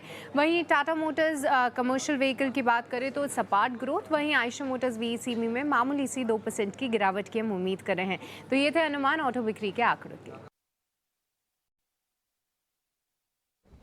ठीक है, अभी हम वापस आते हैं और ऑटो स्टॉक्स पर डिस्कशन को लेके चलेंगे अपने पैनलिस्ट के साथ, लेकिन निकुंज हमारे साथ स्टूडियोज में बन चुके हैं। एक हमने सॉफ्ट क्लोजिंग देखी अगस्त सीरीज की, तो बाजार की यहाँ से रणनीति क्या होनी चाहिए और कौन से फैक्टर्स पर आपकी नज़र होगी वो निकुंज बताएंगे। गुड मॉर्निंग निकुंज। निकुंज, ये हमने कल सीरीज की एक्सपायरी तो बड़ी मामूली सी देखी, कुछ फैक्टर्स जिस पे आपकी नज़र बनी हुई है आगे आने वाली सीरीज में कैसे रिटर्न बन सकते हैं? अजय, सीरीज को अगर आप एनालाइज करें तो इतनी खराब सीरीज नहीं थी। अगस्त के अंदर कोई नया ट्रिगर नहीं था, कोई लार्ज कैप स्टॉक में कोई बहुत पॉजिटिव न्यूज़ नहीं आई थी, अनलाइक जुलाई जहां पर हमने जियो की लिस्टिंग का इम्पैक्ट देखा था, ITC के डीमर्जर की खबर सुनी थी, टाटा मोटर की DVR के ऊपर बायबैक की बात हुई थी। तो अगस्त के अंदर ऐसा कोई बहुत बड़ा ट्रिगर नहीं आया था। बैंक निफ्टी जो लीडरशिप सेक्टर था वह भी नीचे था, उसके बावजूद निफ्टी नीचे बंद हुआ है, मगर सिर्फ 2% नीचे बंद हुआ। स्मॉल और mid cap stocks all time high पर बंद हुए, तो अगस्त इतना बुरा नहीं था। FI फ्लोज भी पैची थे। तो आपको मार्केट क्या बोल रहा है? मार्केट ये बोल रहा है कि भाई इस समय एक number 1 moving factor global markets है। तो अगर आप देखें S&P में जो मूव हुआ है अगस्त के अंदर, जो मैं S&P को हमेशा देखता हूँ because for me that is an indicator of the real health of the US economy. S&P और सेंसेक्स के अंदर बहुत डिफरेंस नहीं है, आसपास ही गिरे, वो 2 है या हम करीब, वो 1.5 हम 2 हैं। तो आप ग्लोबल मार्केट्स के साथ उनकी तुलना में बराबर मूव कर रहे हैं। तो मेरे हिसाब से सितंबर की जो लय रहेगी मार्केट की वो ग्लोबल मार्केट से ही सेटअप होगी। कोई बड़ा ट्रिगर नहीं है, कोई बड़ा इवेंट नहीं है, कोई बड़े ऐसे फैक्टर्स नहीं है जिसकी वजह से मार्केट के अंदर कोई अपसाइड या डाउनसाइड मोमेंटम आए। मेरा ये भी मानना है कि मार्केट रेंज में काफ़ी समय तक रह चुका है, इतना रेंज में रहना मुश्किल है। तो सितंबर में, अर्ली सितंबर या मिड सितंबर में मार्केट में डिसाइसिव रेंज, आपको डिसाइसिव ट्रेंड मिलेगा। ट्रेंड ऊपर भी हो सकता है, ट्रेंड नीचे भी हो सकता है। चांसेस हैं मार्केट का झुकाव इस समय नीचे की तरफ ज़्यादा है, मगर मुझे लगता है कि मार्केट में सितंबर में एक ट्रेंड ज़रूर देखने को मिलेगा। और तीसरा मुझे लगता है कि मार्केट में जहाँ पर एक, हालांकि हमटी डमटी तो बोलना नहीं चाहिए, पर मुझे लगता है कि कुछ एक कंप्लेसेंसी आ चुकी है, कई से थीम्स में कंप्लेसेंसी आ चुकी है, जहाँ पर BTST आज लेकर के कल बेचना, सुबह लेकर शाम को बेचना, उस तरह का जो रवैया चल रहा है, मुझे लगता है उस रवैये को लेकर के थोड़ा सावधान होना चाहिए। राइट निकुंज, आप जैसे कह रहे हैं कि कुछ नए ट्रेंड्स दिख सकते हैं। अगर अगस्त सीरीज की भी बात करें तो निफ्टी ने तो ऑफ कोर्स 2.5% नहीं, लेकिन मिड कैप और स्मॉल कैप लगातार चल रहे हैं। ऑटो अभी तक थोड़ा सा ब्रीदर ले रहा था, क्या यहाँ से कुछ ट्रेंड्स दिख सकते हैं? देखिए, तो ऑटो सेल्स आएंगी, मुझे लगता है कि सेल्स अच्छी रहेंगी। और मुझे इसलिए अच्छा लगता है सेल्स अच्छी रहेंगी बिकॉज जो इस समय दिवाली लेट है, और इस समय सप्लाई और जो सेमीकंडक्टर के इश्यूज थे वह ठीक हो चुके हैं। तो जो आज ऑटो कंपनीज के जो नंबर्स आते हैं वह कंपनीज के डिस्पैच नंबर्स आते हैं, ये रिटेल के डिस्पैच नंबर्स नहीं होते हैं। शोरूम में इन्वेंट्री लेवल्स लो हैं, आप सेडान को हटा दें तो शोरूम में SUV के लेवल्स, इन्वेंट्री लेवल्स इस समय लो हैं। इस समय अगर आप देखें तो सीवी साइकिल के अंदर भी जो इन्वेंट्री लेवल से फॉलो हुए हैं, तो I will not be surprise that next 2 months could be all about restocking the inventory, at least in autos. Okay. And that clearly means that inventory numbers at a company level, wholesale number जिसे हम बोलते हैं, वह strong आ सकते right Eicher motor पे जैसे एक नई गाड़ी नई अपना वर्जन लॉन्च कर हैं। रहा है। गाड़ी तो नहीं कर रहा है ना, तो मुझे पता न्यू वेरिएंट गाड़ी लॉन्च आ कर रही रहा है, है। मुझे बताया नहीं आपने। बुलेट 350 ये तो बड़ी खबर है, तो बात करते हैं। न्यू वेरिएंट लॉन्च कर रहा है ऑफ कोर्स। ठीक है, इस पे वॉच करेंगे। बिल्कुल, तो ये तो बात हुई ऑटो स्पेस की। निकुंज, हाय, गुड मॉर्निंग। इसके अलावा सितंबर सीरीज में और कौन कौन से सेक्टर पर नजर रखें? पूजा, देखिए सेक्टर्स और थीम्स मुझे लगता है कि मार्केट में रोटेट होते रहेंगे। कुछ दिनों पहले हमने देखा कि पावर के अंदर किस प्रकार का उछाल देखने को मिला था। मुझे लगता है कि इस समय मार्केट का जो झुकाव है वह पीएसयू बैंक्स में दोबारा आ सकता है, अगर मार्केट इस बात से कन्विंस होने लग जाए कि इन्फ्लेशन को लेकर के जो कंसर्न्स थी वह ख़त्म हो रही हैं। देखिए, जो मूविंग पार्ट रहा है अगस्त में वह रहा है इन्फ्लेशन। फेड से आपने सुना और आरबीआई से भी हमने सुना, मगर अब लेटेस्ट अपडेट अगर आप देखें तो vegetable prices have started coming down. Monsoon, I mean, the IMD data is telling you a different story, but frankly the monsoon is not that bad if you look at the aggregate distribution. तो मुझे लगता है कि PSU banks के अंदर, क्योंकि वह time wise correction हो चुका है, प्राइस वाइज करेक्शन हो चुका है, वहाँ पर एक उस सेक्टर को अपने रडार पे ज़रूर रखना चाहिए। Second, commodity consumers, specially consumer staples. Ajay, हम इस सेक्टर की बात नहीं करते हैं, मगर मुझे लगता है स्टेपल्स का समय आने वाला है। देखिए, मार्केट मूविंग पार्ट्स हमेशा देखता है। मूविंग पार्ट्स क्या? Tomato prices have come down, onion prices have come down. तो I will not be surprise that food based consumer staple companies, food based, Jubilant Food Works को बहुत advantage मिलेगा। Milk prices have started coming down, tomato prices have started coming. Cheese और tomato gravy, pizza के अंदर तो जो चीज़ लगती है उसके अंदर गिरावट आ सकती है। तो जो कंपनीज फूड बेस्ड में, स्पेशली QSR, स्टेपल्स, जहाँ पे food as a percentage of the total sales is high, I think there could be a bright and a smart trade coming there. Also in some of the liquor stocks, जो मैं आपसे बात कर चुका हूँ कि आपको अभी एशिया कप होने वाला है और अब हमें पता लग जाएगा कि इंडिया पाकिस्तान का जब मैच होता है तो हिंदुस्तान किस प्रकार के कंजम्पशन पैटर्न्स क्रिएट करता है। तो एक मिनी वर्ल्ड कप है वो। सही कहा। इनफैक्ट अगर आप देखें, निकुंज, आपने बहुत अच्छी बात बोली कि यूनाइटेड ब्रूअरीज को छोड़ दें, अगर हम प्योर लिकर स्टॉक्स की करें तो रेडिको में भयंकर तेजी है, यूनाइटेड स्पिरिट्स में भयंकर तेजी है, हंटर बियर अपनी सोम में प्रमोटर बाइंग ज़बरदस्त तेज़ी चल रही है। ये जो एरिया है निकुंज बता रहे हैं वो है आपका देवयानी फूड्स, वो सारा KFC वाला जो पूरा वो है, चीज़ के जो भी इनपुट प्राइसेस फूड को यूज़ करते हैं, जुबिलेंट फूड, वहाँ पर नज़र बना के रखिए। वो ज़्यादा डिस्कस नहीं हो रहा है, इनफैक्ट दबाव में था इतने दिनों से क्योंकि मार्जिन पे प्रेशर था। जुबिलेंट फूड अब चलने भी लग गया है, हल्का हल्का साइंस दिखा रहा है। ठीक है निकुंज, बहुत बहुत शुक्रिया, इस पर हम जरूर ध्यान रखेंगे। ये सारी बातचीत के लिए शुक्रिया। आगे बढ़ते हैं, हमारे साथ अमित चंद्रा हैं HDFC सिक्योरिटीज के। उन्होंने कल एक बहुत शानदार रिपोर्ट निकाली BSE लिमिटेड पे। स्टॉक 8% बंद हुआ। उन्होंने एक ऐसी चीज हाईलाइट की रिपोर्ट में जिस पे अमूमन बहुत बात नहीं हो रही है, लेकिन ये देखिए 10% ऊपर बंद हुआ था स्टॉक। अमित, गुड मॉर्निंग, शुक्रिया हमसे बात करने के लिए। शानदार रिपोर्ट, कंग्रेचुलेशंस। बाजार आपकी रिपोर्ट्स बहुत क्लोजली रीड कर रहा है क्योंकि आपने बहुत काम की बात इसमें हाईलाइट की है। आपने 1300 कुछ का टारगेट लगाया है। ये मेरी नज़र इस पर गई क्योंकि अभी 1 महीना पहले ही BSE के नए CEO हमारे साथ बात कर रहे थे चैनल पे। मुझे उन्होंने खास तौर पर बताया था कि F&O के वॉल्यूम्स इंप्रूव करने पे उनका एकदम लेजर फोकस बना हुआ है। आपने भी इसकी बात की है, उसका ट्रिगर बताएं और कितना टारगेट रखा है आपने BSE के स्टॉक पे। हाँ जी, सो फर्स्ट ऑफ ऑल बहुत बहुत धन्यवाद। रिपोर्ट आपने पढ़ा और हमने ये हाईलाइट किया है BSE में स्पेसिफिकली कि BSE मार्केट शेयर गेन कर रहा है आप डेरिवेटिव सेगमेंट में। तो अभी आप देखें तो लास्ट मंथ में 3.4% मार्केट शेयर था डेरिवेटिव्स में BSE का। एंड अगर आप उसमें भी देखें तो BSE के पास अभी सिर्फ एक ही कॉन्ट्रैक्ट है सेंसेक्स, जो कि फ्राइडे एक्सपायरी है। NSE का अगर आप देखते हैं, जो डेरिवेटिव्स मार्केट है जो कि हमेशा से लीडर रहा है, 97% मार्केट शेयर रहा है उनका, तो अभी है। उसमें मेनली 2 कॉन्ट्रैक्ट ट्रेड होते हैं, एक आपको निफ्टी कॉन्ट्रैक्ट है और एक आपको बैंक निफ्टी कॉन्ट्रैक्ट है। सो बैंक निफ्टी कॉन्ट्रैक्ट का कंट्रीब्यूशन 60% है और जो निफ्टी का कंट्रीब्यूशन है वो अराउंड 40% है। तो ये दो कॉन्ट्रैक्ट ही है निफ्टी में जो मेनली ट्रेड होते हैं।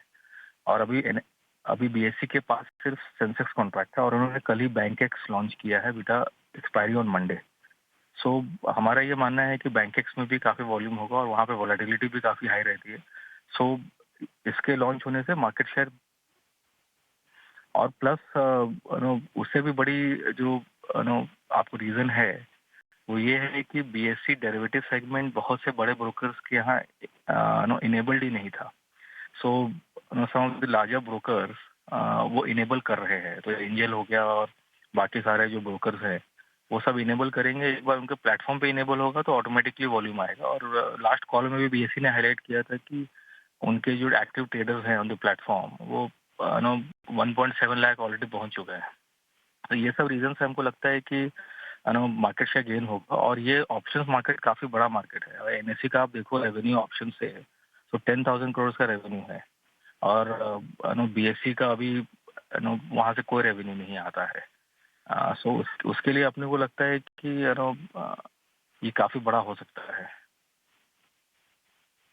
अमित, बहुत बहुत शुक्रिया ये समझाने के लिए। करीब 1300 रुपये का टारगेट अमित ने रखा है और जो रीजंस बता रहे हैं क्यों वो बुलिश है। इनफैक्ट क्योंकि उन्होंने अपनी रिपोर्ट में भी यही मेंशन किया है कि एफएनओ पार्ट जो है कारोबार का बढ़ रहा है। हमसे जो नए सीईओ साहब हैं बीएससी लिमिटेड के, मिस्टर सुंदर रमन राममूर्ति, अभी 1 महीने पहले ही वो चैनल पे थे और उन्होंने बताया था कि स्ट्रेटेजिक फोकस मैनेजमेंट का उसी बात पे। आपको एक छोटी झलक सुनवा देते हैं। हमारा फोकस एरियाज जो भी हम काम कर रहे हैं उसमें वाइब्रेंसी लाना, यही एक सेंटेंस में बोलना है तो यही हमारा उम्मीद है। यही दिशा में हम जा रहे हैं। इस दिशा में जब जा रहे हैं हम लोग ये देख रहे हैं कि कौन सा एरिया में हम अभी हैं। पहला तो इक्विटी डेरिवेटिव्स में हमारे पास कुछ वॉल्यूम्स पहले था ही नहीं, तो इसीलिए हम उसमें थोड़ा सा ध्यान दिया। मेंबर लोग जिसके सेवा में हम बैठे हैं, जिसकी सेवा के लिए हमें इधर नियुक्त किया गया है, उनसे हमने पूछा कि आप लोगों को क्या प्रोडक्ट चाहिए, कैसा प्रोडक्ट चाहिए, क्या क्या तौर तरीका उसमें होना चाहिए। उन लोगों को सुन के उनको जो कहना है उसके हिसाब से हम सेंसेक्स 30 को रीलॉन्च किया। उसका सफलता थोड़ा बहुत अभी दिखने लग रहा है। अर्ली डेज टू से तो और दिन बाकी है और देखना पड़ेगा। मेरे ख्याल से जितना सहयोग मेरे को मिल रहा है ये प्रोडक्ट सक्सेसफुल हो ही जाएगा। तो वो पहला हमारा कदम था। दूसरा एरिया ऑफ कंसंट्रेशन हमारे लिए इक्विटी है। कैश इक्विटी में अभी हमारा जो मार्केट शेयर जो बोलते हैं वो बस 7-6% रह रहा है, तो हमें उसको थोड़ा आगे ले जाना है। अगर 10% तक उसको खींच लिया, हमें ये मानना है कि वो अपने आप आगे बढ़ेगा। उसके लिए जो भी मार्केट में डोमेस्टिक इंस्टीट्यूशनल इन्वेस्टर्स है उनके साथ जाके हम बातचीत कर रहे हैं और थोड़ा बहुत इधर ऑर्डर फ्लो आ जाए, थोड़ा इसमें लिक्विडिटी और बढ़ जाए, इसके हिसाब से थोड़ा 10% तक हम ले जाएंगे इसको। उसके बाद अपने आप ये चलने लगेगा। हम तो टिक प्राइस का चेंज लाया था, वो आपको पता होगा, उसका थोड़ा सा हम असर देख रहे हैं, वो पॉजिटिव असर है, वो अच्छा लग रहा है हमें। और आगे जो भी मार्केट हमें करने के लिए इजाज़त देता है वही हम करते जाएंगे। चलिए आगे बढ़े। एक क्विक टेक चैट भी ले लेता हूं उससे बीएससी के स्टॉक पे। हमारे साथ अभिषेक जैन भी आ गए। भाई वाह, अभिषेक बाबू, बड़े दिनों बाद आपसे मुलाकात हो रही है। काफ़ी आप जो है बिजी हैं इस समय। अब बीएससी पे कोई व्यू आपका? कल 10% चला था। अजय जी, जो व्यू है अभी बीएससी के अलावा जो एक और कंपनी है राइट नाउ जो अभी आईपीओ का जिस हिसाब से रैली चल रहा है और स्मॉल कैप का जो रैली है वो बीएससी में जनरली वॉल्यूम्स आपको अच्छे दिखते हैं राइट नाउ। तो आप जो बोल रहे थे कि बीटीएससी वगैरह जो ट्रेड होते हैं वो कंपनीज, अगर मेरे को लगता है इसका जो बेनिफिट है वो सीडीएसएल को भी मिलेगा। तो अगर आप जिस हिसाब से वॉल्यूम्स हो रहे हैं तो आज आप ये जो स्टॉक्स है सीडीएसएल ऑल्सो आप थोड़ा रडार पर लगा सकते हैं। बीएससी इसमें स्टेक ओन करता है और इसमें मेरे को लगता है इसमें भी अभी तक यानी कि स्टॉक्स में ज्यादा कुछ मूवमेंट आया नहीं है। तो ये एक स्टॉक मेरे को लगता है अभी आईपीओज वगैरह में जिस हिसाब से हो रहा है तो सीडीएसएल और कैंप्स जो दो कंपनीज हैं वो आप दोनों रडार पे भी रख सकते हैं बीएससी के अलावा। ठीक है, ऑलराइट, बिल्कुल। तो ये बात तो बीएससी पे हुई, अच्छा रन अप, और अब भी 1230 का जो टारगेट है एचडीएफसी सिक्योरिटीज दे रही है। लेकिन कई सारी रिपोर्ट्स जो हमने अभी ममाक्षी भी बता के गई हैं उसमें से एक स्पेस जिसके भी निकुंज और जो दोनों बात कर रहे थे वो है लिकर स्टॉक्स और मैक्वायरी की भी यूनाइटेड स्पिरिट्स पे एक रिपोर्ट है और इनफैक्ट उन्होंने तो टारगेट प्राइस 735 का दिया है। सेल्स ग्रोथ उनके पर्टिकुलर सेगमेंट्स की बात की है, हेल्दी मार्केट शेयर बात की है यहाँ पर। क्या स्टॉक में यानी प्राइस में भी रिफ्लेक्शन दिखना शुरू होगा और इनफैक्ट ये मोमेंटम आगे भी कैरी ऑन हो सकता है? एक बार टेक्निकल चार्ट ले लेते हैं, जैसे समझते हैं यूनाइटेड स्पिरिट्स के चार्ट कि वो किस तरह की इस पे एक्टिविटी देख रहे हैं, इस चार्ट को कैसे अप्रोच करना चाहिए, यानी इस स्टॉक में क्या इस लेवल पर खरीदारी आप करेंगे? जय। तो चार्टिकली हम देखें तो यूनाइटेड स्पिरिट्स पर एक बेस अभी फॉर्म हो चुका है अराउंड 21 डे मूविंग एवरेज के, वहां ये स्टॉक ने सपोर्ट लिया हुआ है। तो यहाँ पर अहम होगा कि ये सस्टेन करेगा। अगर ये सपोर्ट सस्टेन करेगा डेली चार्ट पर तो मुझे लग रहा है यहाँ पर हम 1050 के लेवल्स आते हुए देख सकते हैं जल्दी के दिनों में, जो यहाँ से अराउंड 40 टू 45 पॉइंट्स जितना ऊपर है। अगर ये ऊपर के लेवल पर क्रॉस हो गया तो राउंडिंग बॉटम पैटर्न का एक फिनिश हो जाएगा 1050 पर, और उसके बाद ब्रेकआउट जो आएगा वो काफी स्ट्रॉन्ग होगा। तो 1050 एक अहम क्रूशियल रेजिस्टेंस है। उसके ऊपर क्रॉस होने के बाद हम ब्रेकआउट स्ट्रॉन्ग देख सकते हैं विद हैवी वॉल्यूम, और वहां पर जो राउंडिंग बॉटम की बात की वो भी अराउंड कंप्लीट हो जाती है। तो यहाँ पर मुझे 1050 का टारगेट आते हुए जल्दी दिख रहा है। अगर सिर्फ एक इसके लिए कंसर्न सिर्फ यही है, एक रेजिस्टेंस लेवल इसलिए हो सकता है क्योंकि कर्नाटका गवर्नमेंट से भी जो टैक्सेशन को लेकर जो कंसर्न है वो जरूर थोड़ी स्पिरिट्स को लो कर देते हैं। लेकिन एक बार अभिषेक हमारे साथ आज बाजार पर फंडामेंटल नजरिया देने तो आए हैं, साथ ही अपनी कुछ दो बेहतरीन पिक्स भी हमारे साथ शेयर करेंगे। अभिषेक बताएं आपके दो टॉप बेट्स क्या होंगे? दो स्टॉक्स जो मेरे को अच्छे लगते हैं at this point of time, एक टीसीआई एक्सप्रेस लिमिटेड मेरे को बहुत इंटरेस्टिंग लगता है राइट नाउ। अगर आप देखेंगे ये स्टॉक लास्ट 2-3 क्वार्टर्स नंबर्स ठीक नहीं थे, बट अगर आप जिस हिसाब से वैल्यूएशन डिलीवरी, और ये लार्जली B2B प्लेयर है, एसेट लाइट मॉडल है। अगर अपन बात करेंगे ये कंपनी के बारे में तो सबसे बड़ा अपॉर्चुनिटी ये है राइट नाउ कि इसमें B2B में इसके पास आप टाटा, जितने आप एमएनसी, जितने आप डोमेस्टिक प्लेयर बोलेंगे दे आर देयर क्लाइंट्स। इनका फोकस B2C में नहीं है, और B2C is basically very highly competitive और मार्जिन वहां पे बनते नहीं है। ये कंपनी का लास्ट क्वार्टर जनरली Q1 थोड़ा वीक रहता है और उसके बाद Q2, Q3, Q4 numbers volume started picking up होते हैं।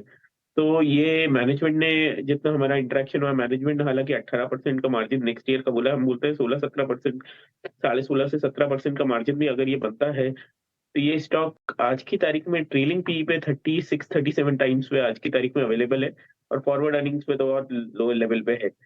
ये एक स्टॉक हमें बहुत अच्छा लगता है। मेरे को लगता है ये स्टॉक आप 1850-1900 रुपीज तक नेक्स्ट 3-4 महीने में देख सकते हैं। दूसरा स्टॉक एक स्मॉल कैप है बीएसई में, फ्लेक्स फूड्स लिमिटेड। तो अभी लास्ट 2-3 महीने में आप जो देखेंगे जो तेजी आई थी राइट नाउ, वो स्पाइसेस एंड कंडीमेंट्स सेगमेंट में बहुत बड़ी आई थी राइट नाउ, और ये एक बहुत बड़ा अपॉर्चुनिटी है राइट नाउ। आज अब लिस्टेड प्लेयर कोई है नहीं, कंपनी ने एक मेजर केपेक्स खत्म किया है राइट नाउ, उसके बाद अर्निंग्स पोटेंशियल ऑलमोस्ट डबल हो जाता है। हमारे हिसाब से नेक्स्ट ईयर कम से कम 55 से 60 रुपए का 60 करोड़ का इबिटा करेगा, और वो 60 करोड़ के इबिटा पे आज कंपनी का मार्केट कैप इज 136 करोड़। तो बहुत ही इंटरेस्टिंग है ये कंपनी। मेरे को लगता है ये स्टॉक यहाँ से आराम से आपको काफी अच्छे रिटर्न्स इन्वेस्टर्स को दे सकता है। तो these two stocks I think should be on a radar for investors. तो टीसीआई एक्सप्रेस, फ्लेक्स फूड, कल भी स्टॉक में करीब 17% की तेजी थी, आगे भी यहाँ पर और तेजी के लिए नजर रख सकते हैं। फंडामेंटल्स आपको अभी अभिषेक ने बताया। चलिए कुछ और भी स्टॉक्स पर चर्चा कर लेते हैं जहाँ पर ये खबर है जीनस पावर। थोड़ी देर पहले हम डिक्सन टेक की भी बात कर रहे थे, इसी स्पेस से जुड़ी कंपनी को करीब 24 लाख मीटर का ऑर्डर मिला है, इसमें स्मार्ट मीटर्स भी शामिल हैं, और करीब 2247 करोड़ का ऑर्डर मिला है। इसके बाद कंपनी की जो ऑर्डर बुक है वो 11,000 करोड़ रुपए पहुंच चुकी है। स्टॉक में हमने शानदार तेजी देखी, और पिछले एक महीने में ही अगर चार्ट देखें कंपनी का तो करीब 100 अंक चल चुका है जीनस पावर का स्टॉक। इस पर राहुल आप सजेस्ट करिए, जीनस पावर के स्टॉक के चार्ट्स आगे कैसे लग रहे हैं आपको? सेक्टर्स एज अ होल, मैंने लास्ट वीक भी कहा था कि स्टॉक्स अच्छे लग रहे हैं, और जीनस पावर पे तो न्यूज भी है। तो chart structure is looking nice, higher highs higher lows बना रहा है स्टॉक, एक डिमांड जोन से कल ही बाउंस किया है, तो होल्ड कर सकते हैं, लॉन्ग भी इनिशिएट कर सकते हैं, दोनों शॉर्ट और मीडियम टर्म के लिए चार्ट स्ट्रक्चर अच्छा लग रहा है। ओके, तो शॉर्ट और मीडियम टर्म के लिए बेहतरीन चार्ट स्ट्रक्चर। कुछ सरकारी बैंकों पर भी नज़र डालते हैं और इन्वेस्टेक की काफ़ी एक इंटरेस्टिंग रिपोर्ट आई है। इसमें वो पेयर ट्रेड का सुझाव दे रहे हैं। यूनियन बैंक को एक तरफ लॉन्ग करने की राय दे रहे हैं, यानी कि खरीदारी करके चलिए, और वहीं दूसरी तरफ बैंक ऑफ बड़ौदा में शॉर्ट की रणनीति अपनाने की राय दे रहे हैं। उनके अपने कुछ फंडामेंटल उन्होंने यहाँ पर कमेंट्रीज भी की हैं दोनों ही कंपनियों पर। बैंक ऑफ बड़ौदा पर उनका कहना है कि अब यहाँ से मार्जिन में थोड़ा प्रेशर आ सकता है, और यूनियन बैंक की वहीं दूसरी तरफ कैपिटल सिचुएशन काफ़ी मजबूत नज़र आ रही है। बैंक ऑफ बड़ौदा कल के ट्रेड में हमने देखा 2.5% नीचे था। हालांकि कल सभी सरकारी बैंकों में प्रेशर था, लेकिन बैंक ऑफ बड़ौदा के सामने यूनियन बैंक के वैल्यूएशंस इन्वेस्टेक का कहना है कि बेहतरीन नज़र आ रहे हैं। आपका क्या व्यू बन रहा है संतोष? आपसे जानना चाहेंगे यूनियन बैंक ऑफ बड़ौदा, दोनों पर राय दीजिए। यस, टेक्निकल स्ट्रक्चर की भी बात करें तो union bank little bit better लगता है, बिकॉज बैंक ऑफ बड़ौदा में एक ब्रेकडाउन देखने को मिल रहा है। अगर मार्केट में यहाँ से कमजोरी बढ़ती है इन केस, तो बैंक ऑफ बड़ौदा और अंडर परफॉर्म कर सकता है, नीचे 180 के लेवल दिखा सकता है। वहीं यूनियन बैंक अपने सपोर्ट लेवल के आसपास ही ट्रेड कर रहा है, अपने 50 डे मूविंग एवरेज के आसपास ट्रेड कर रहा है अराउंड 84। तो अगर यहाँ 84 पे सपोर्ट लेता है तो हमको बाउंस बैक देखने को मिल सकता है ऊपर में। हालांकि इसको 90 का लेवल क्रॉस करना पड़ेगा फर्दर स्ट्रेंथ के लिए। राहुल, कल एक और बात कल के ट्रेड में इंटरेस्टिंग ये हुई कि इंडिया बुल हाउसिंग फाइनेंस कई दिनों के एफएनओ बैन के बाहर आ गया है। अगर हम इंडिया बुल हाउसिंग फाइनेंस का एक वीक या एक मंथ का चार्ट देखेंगे, भयंकर तेजी। कल इसने 205 का भी हाई लगाया, लगभग करीब 200 के आसपास का। ये देखिए 33% एक महीने में, पिछले सीरीज में कई दिनों में बैन लगा रहा। ये बैन के बाहर आने से क्या इसमें इंटरेस्ट और आएगा क्या राहुल? बिल्कुल आ सकता है। तो जो स्टॉक्स बैन में जाते हैं, एज दर्शकों को पता होगा, उसका मार्केट पोजीशन रीच हो जाता है। तो जब बैन से बाहर आते हैं, ऐसा भी हो सकता है कि करेक्शन ज्यादा हो स्टॉक में, क्योंकि प्रॉफिट बुकिंग शुरू हो सकता है। इंक्रीमेंटल पोजीशंस डेरिवेटिव्स में जब भी बिल्ड होना शुरू होते हैं, तो ऐसा जरूरी नहीं है कि सिर्फ लॉन्ग साइड में जाए, but on the whole chart structure अच्छा ही लग रहा है। कल के हाई से एक सेल ऑफ हुआ है, तो 206 से सेल ऑफ हुआ है, तो लॉन्ग अगर इनिशिएट करना चाहें तो 202.5 के ऊपर लॉन्ग इनिशिएट करना चाहिए। तो 198.3 पे चल रहा है, 202.5 के ऊपर मेरा रिकमेंडेशन होगा लॉन्ग इनिशिएट करना है, तब तक थोड़ा वेट कर लेना चाहिए। ये तो हो गया आपका इंडिया बुल हाउसिंग पे। इंडिया से एक और स्टॉक है, India pesticides limited. India pesticide 300 के ऊपर का भाव होगा, लेके आइए ज़रा। इंटरेस्टिंग पॉइंट ये हुआ है अभिषेक, ये एग्रोकेमिकल पेस्टिसाइड कंपनी है, 270-75 का भाव है, 3 महीने में 25% चल गया है। केमिकल स्टॉक्स चले हैं, बिल्कुल सही बात है, लेकिन कल इन्होंने एक नए प्लांट के लिए एक प्लॉट खरीदा। मेरा ये आर्ग्यूमेंट काफ़ी 1-1.5 महीने से है बाजार में कि सबने अपनी कमेंट्री काटी, लेकिन किसी ने अपना कैपेक्स स्केल बैक नहीं किया है अभी तक। अब ये देखिए इंडिया पेस्टिसाइड नया प्लांट के लिए नया प्लॉट लिया है, तो केमिकल स्पेस को कैसे अप्रोच करेंगे? और इस पर्टिकुलर स्टॉक पे कोई व्यू आपका अभिषेक? तो ये बेसिकली पेस्टिसाइड कंपनी है, एग्री केमिकल में है राइट नाउ। तो एग्री केमिकल में लास्ट ईयर, अगर आपको अजय जी याद हो तो लास्ट ईयर Q1 एंड से या Q2 एंड से प्राइसेस नीचे आने चालू हो गए थे। तो जनरली क्या होता है कि खरीफ के टाइम में रहता है, और वो इन्वेंट्री काफी ज्यादा सिस्टम में थी, चैनल इन्वेंट्री। अब धीरे धीरे चैनल इन्वेंट्रीज कम हो रही है राइट नाउ। हम दूसरी कंपनियों से भी बात कर रहे हैं, तो एक इन्हीं के कॉम्पिटिटर से मैंने बात, हमारे कवरेज स्टॉक में है, तो उन्होंने बोला है कि जो जुलाई का महीना था हमने हाईएस्ट सेल्स देखी, बट जो हायर कॉस्ट इन्वेंट्री थी इसका जो सिस्टम में था, वो धीरे धीरे अभी इन्वेंट्री वो थोड़ा, आप ऐसा तो नहीं है कि आपने 50 रुपए का माल लिया और वो 45 का हो गया है तो आप 50 में ही बेच पाएंगे, तो 40-45 में ही बिकेगा। तो वो धीरे धीरे इन्वेंट्री खत्म हो रही है राइट नाउ। और सेकेंड, जितना लोगों ने मानसून का कंसर्न उठाया था कि मानसून थोड़ा वीक रहेगा, वो मानसून इतना खराब नहीं था, उसका भी इनको बेनिफिट मिलेगा।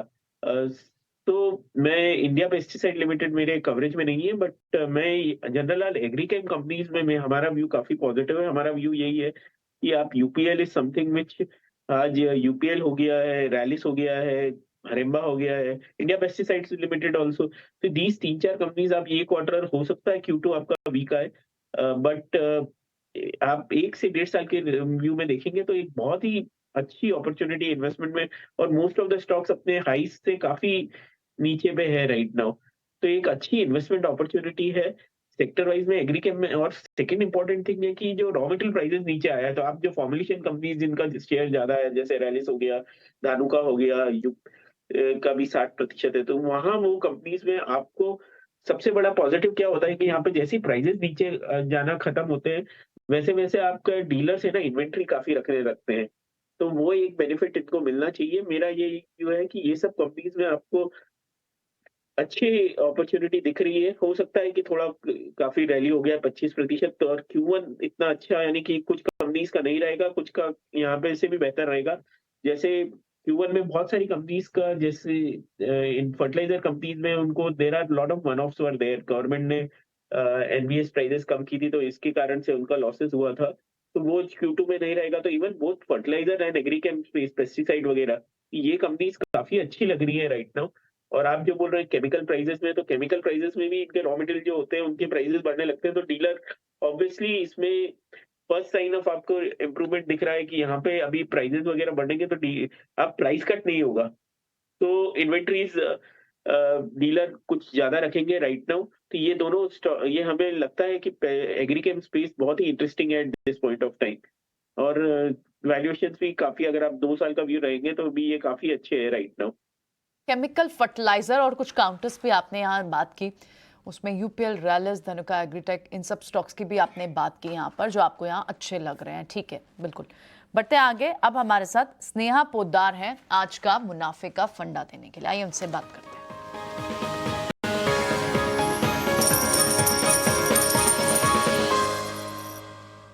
मॉर्निंग स्नेहा, बताएं आपके आज के 2 स्टॉक्स। जी गुड मॉर्निंग। मेरी पहली पिक है मैक्स हेल्थ केयर।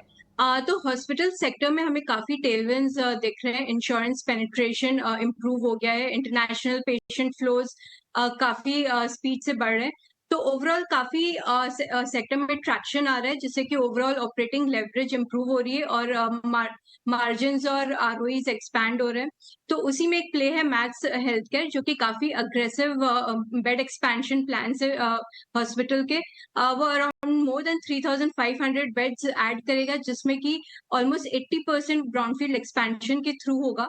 सो इससे विजिबिलिटी काफी स्ट्रांग है एंड हम 20% plus kind of earnings growth देख रहे हैं ओवर नेक्स्ट फ्यू इयर्स।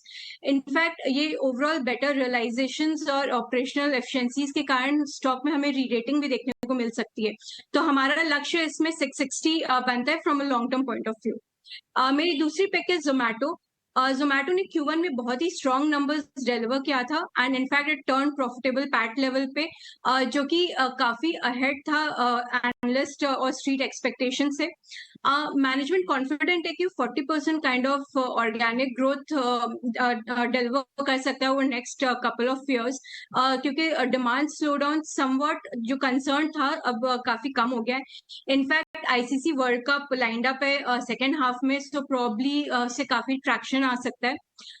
हम लोग कॉन्फिडेंट है कि 5% काइंड ऑफ एबिटा मार्जिन उसके फूड डिलीवरी बिजनेस पे अब हमें देखने को मिल सकता है consistently over next few quarters. और अगर हम ब्लिंकिट की बात करें, तो ब्लिंकिट ने भी अपने काफी प्रोडक्ट ऑफरिंग्स को रिवैम्प किया है एंड इससे हमें रेवेन्यू और मार्जिन में ट्रैक्शन देखने को मिल सकता है। सो कंपनी एबिटा लेवल पे ब्रेक इवन कर सकती है ओवर नेक्स्ट 4 क्वार्टर्स। उसका वॉलेट शेयर भी काफी एक्सपैंड कर सकता है।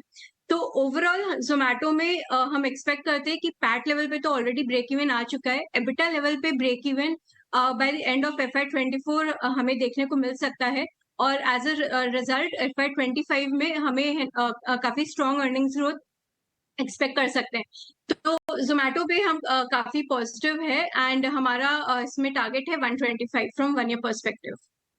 स्नेहा ने कई सारे यहाँ पर रीजंस लिस्ट किए। जोमैटो 125 और ऊपर के लेवल 100 रुपए तक तो टच हो चुका है जोमैटो, अब यहाँ से 125 और एक प्लेटफॉर्म फी भी शायद आप ऐड करना चाहेंगे यहाँ पर स्नेहा, जो ऐड करेगा इनका बेटा में। चलिए शुक्रिया। मैक्स हेल्थ केयर और साथ ही जोमैटो, ये 2 स्टॉक्स हॉस्पिटल सेक्टर में उन्हें टेलविंड्स दिखती हैं और जोमैटो में उन्हें आगे की अर्निंग विजिबिलिटी दिखती है। ठीक है, तो ये तो हुए 2 स्टॉक्स नेहा के, लेकिन अब बढ़ते हैं आगे और कुछ स्टॉक्स की भी बात करते हैं। इनफैक्ट एक बहुत ही इंटरेस्टिंग रिपोर्ट पूरे ईएसएम कैटेगरी पे आई है। अभी हम डिक्सन टेक की बात ही कर रहे थे अजय, और जेफरीज की उस रिपोर्ट को अगर आपने पढ़ा हो, उसमें डिक्सन टेक, एम्बर, सबके लिए अच्छी बात की गई है। उसमें इनफैक्ट रिपोर्ट के कुछ कंक्लूड्स भी लेकर आते हैं और कुछ स्टॉक्स डिस्कस कर लेते हैं कि यहाँ से कहाँ अच्छा मौके बन सकते हैं ट्रेडिंग के। लेकिन डिक्सन पे हो, पूरी एमएस कैटेगरी पे जेफरीज की रिपोर्ट है। डिक्सन टेक पे हो, उन्होंने वहाँ टारगेट बढ़ाया, 5050 किया है। एम्बर पर टारगेट बढ़ाया और ये बात कही है कि चाइना +1 थीम तो एक बड़ी थीम है, चीप लेबर और साथ ही इलेक्ट्रॉनिक्स की अब भी अंडर पेनिट्रेशन है। इन सारे ट्रिगर्स पर अब लेकिन ट्रेड कहाँ बनता है, कहाँ कौन कौन से स्टॉक्स हैं जहाँ पर, और इसमें केन्स और एवलॉन जैसी भी नई कंपनियां शामिल हैं। एक बार संतोष से समझते हैं। संतोष, इस पूरे स्पेस में इस रिपोर्ट पे तो खैर कई सारे ट्रिगर्स हैं और ये स्टॉक्स चले भी हैं, लेकिन अब भी कहाँ पर अच्छे मौके आपको दिखते हैं जहाँ एंटर किया जा सकता हो? वैसे मोस्ट ऑफ द स्टॉक के चार्ट स्ट्रक्चर अच्छे हैं, लेकिन मुझे डिक्सन का ही चार्ट स्ट्रक्चर सबसे स्ट्रॉन्ग नजर आता है। स्टॉक में एक बहुत ही अच्छा ब्रेकआउट आया था 4700 का जो रेजिस्टेंस था, उसके बाद स्टॉक ने छोटा मोटा पुल बैक दिया और अपने 20 डे मूविंग एवरेज पे कल एक बुलिश कैंडलस्टिक बनाई है। लग रहा है कि आज के सत्र में ही इसमें एक अच्छी तेजी देखने को मिलेगी, लेकिन कोई इन्वेस्टर है तो इस स्टॉक को खरीद के रख लेना चाहिए। आगे जाके लग रहा है कि इसका जो एक ऑल टाइम हाई था करीबन 6300 का, हमको बहुत ही जल्द अचीव होते दिखेगा।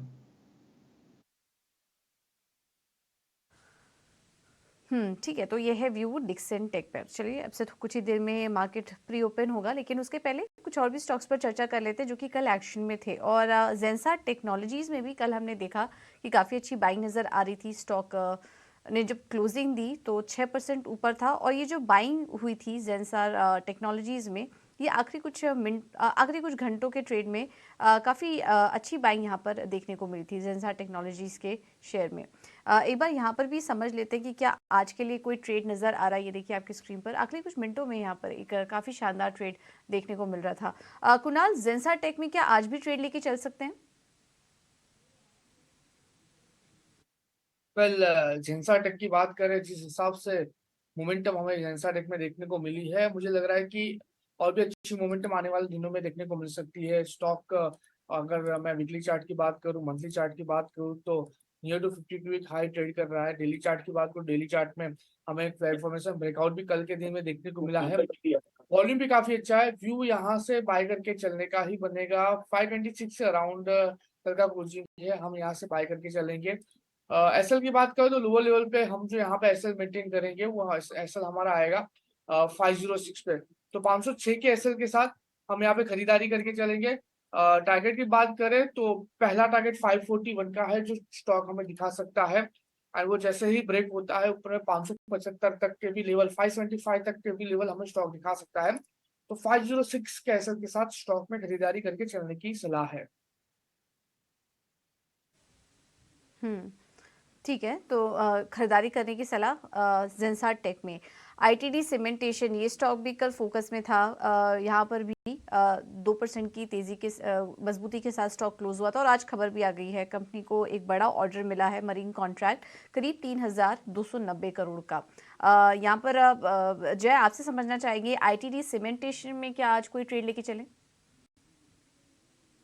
ऑलमोस्ट वो अपने रेजिस्टेंस के वहां पर प्लेस हो चुका है, टॉप अप हो चुका है ऑलरेडी। मंथली चार्ट पर हम देखें तो राउंडिंग बॉटम पैटर्न वहां पर फिनिश हो रही है, तो मुझे लग रहा है ये आज के दिन में पॉजिटिव स्टार्ट होगा। यहाँ पर तो एक अच्छा खासा मूव हम देख सकेंगे। 224-225 के लेवल तक आज के दिन में हम ये स्टॉक को आते हुए देख सकेंगे। मंथली बेसिस पर इसने 17% गेन दिया है और वीकली बेसिस पर अराउंड 2.5% का गेन दिया हुआ है। सो यहाँ से हम थोड़ा मोमेंटम एक्सपेक्ट कर सकते हैं। पिछले कुछ दिनों से वॉल्यूम भी लेट भी है, ये स्टॉक चल रहा है 5 डे मूविंग एवरेज के ऊपर चल रहा है, तो मुझे लग रहा है मोमेंटम कंटिन्यू रह सकता है और अभी भी हम 225 के लेवल्स यहाँ पर आते हुए पहले देख सकते हैं। सब लेके आइए ग्लैंड फार्मा। कल ग्लैंड फार्मा एक भीषण ब्रेकआउट दिया है, 10% कल ग्लैंड फार्मा डेज हाई की तरफ बंद हुआ है, और ये भी लेके आइए कि लास्ट 1-1.5 महीना 3 महीने में कैसे बॉटमिंग हो रही है ग्लैंड फार्मा की, और ये स्टॉक रिकवर। हमें सबको पता है कि ग्लैंड फार्मा कैसे चलता हुआ आया है। ये देखिए 3 महीने में डबल हो गया है स्टॉक, 900 वाला 1750। अभिषेक, आपने ग्लैंड फार्मा की कमेंट्री, बिजनेस वगैरह स्टडी किए इधर, क्या इसमें वाकई बिजनेस बॉटम हो रहा है या नहीं? स्टॉक बॉटम हो रहा है तो चार्ट दिखा रहा है, लेकिन क्या बिजनेस ही बॉटम हो गया है? मैनेजमेंट ने जो कमेंट्री दी थी कॉल पे भी, तो ये बोला था कि भी अभी जो रिकवरी आ रही है, इनका जो एक प्रोडक्ट था उसका जो इम्पैक्ट था वन ऑफ द 35% बिक रहा था। तो कमेंट्री वाइज तो मैनेजमेंट के हिसाब से अगर आप देखेंगे तो there is been a recovery, but stock prices और रिकवरी जो आएगी वो Q2 एंड से और Q3 से लार्जली रिकवरी आएगी। तो अभी ये भाव पे मैं तो ये नहीं बोलूंगा। बिजनेस वाइज में ऑब्वियसली मैनेजमेंट ने ऑलरेडी इंडिकेट किया है कि worst is over in terms with margins and they are launching 2-3 new products also, तो उसका इसको कंपनी को बेनिफिट मिलना चाहिए। तो हमारा यही व्यू है कि अभी ये लेवल पे तो हम रिकमेंड नहीं करेंगे, बट अभी इसके बाद इसमें एक और न्यूज भी आई थी कि इसका यूएस एफडीए का इसका अप्रूवल था, तो वो भी एक इसकी आई थिंक डंडीगल करके एक जगह है, वहां पे इनकी फैसिलिटी है और वहां पे इनको फैसिलिटी कंक्लूजन वगैरह हुआ था। तो लोगों का यही व्यू है कि उसमें भी इसमें EIR के बाद इसका इनका बेनिफिट मिलेगा। तो ये जो स्टॉक है डेफिनेटली आप रडार पे रख सकते हैं। मेरे को लगता है ये स्टॉक्स में आपको यहाँ से ठीक ठाक पैसा बनना चाहिए। अभी ये लेवल पे तुम नहीं लेंगे, लेकिन 1400-1500 वापस से आता है तो डेफिनेटली बिजनेस बॉटम आउट हो चुका है राइट नाउ। बिजनेस बॉटम हो चुका है, पुल बैक्स में इन्वेस्टिंग के मौके ढूंढें, ये अभिषेक का व्यू आ रहा है। कल लास्ट आवर ट्रेड में हमने एक बड़ी एक्सक्लूसिव स्टोरी ब्रेक की है, एक M&A स्टोरी टोरेंट फार्मा को लेके आइए डायरेक्टर साहब। टोरेंट फार्मा में और सिप्ला में एक ट्रांजैक्शन होने की खबर है और वो हमारी सहयोगी शेरिल डिसूजा ने स्टोरी ब्रेक की थी कि टोरेंट फार्मा के जो प्रमोटर्स हैं वो टोरेंट फार्मा में एक छोटा सा हिस्सा बेच सकते हैं और उसको बेच के वो सिप्ला में प्रमोटर का स्टेक खरीदेंगे, ये खबर आई है। तो बेसिकली सिप्ला और टोरेंट फार्मा में ट्रांजैक्शन होने की बात है। अभिषेक, सिप्ला और टोरेंट फार्मा का ट्रांजैक्शन होता है तो फायदा ज़्यादा किसको मिलेगा, टोरेंट फार्मा को या सिप्ला को? मैनेजमेंट चेन का बदलाव सिप्ला में ज़्यादा कैप्चर होगा या टोरेंट फार्मा में? और खबर ये भी है कि वंस ये हो जाए तो कंपनी शायद मर्ज कर दी जाएंगी। इस खबर को आपने एनालाइज किया है जो कल हमने ET Now स्वदेश से ब्रेक की थी?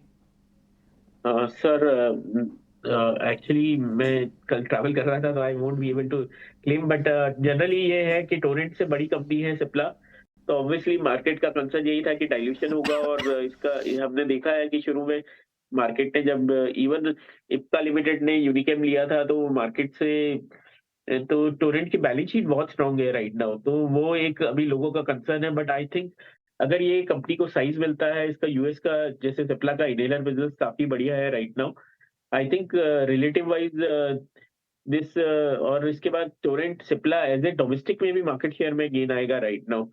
तो अगर ये होता है तो हो सकता है शॉर्ट टर्म चैलेंजेस रहे जैसा आप बोल रहे हैं right now, but long term में मेरे को लगता है कि टोरेंट और सिप्ला दोनों ही कंपनी के लिए काफी बेनिफिट रहेगा।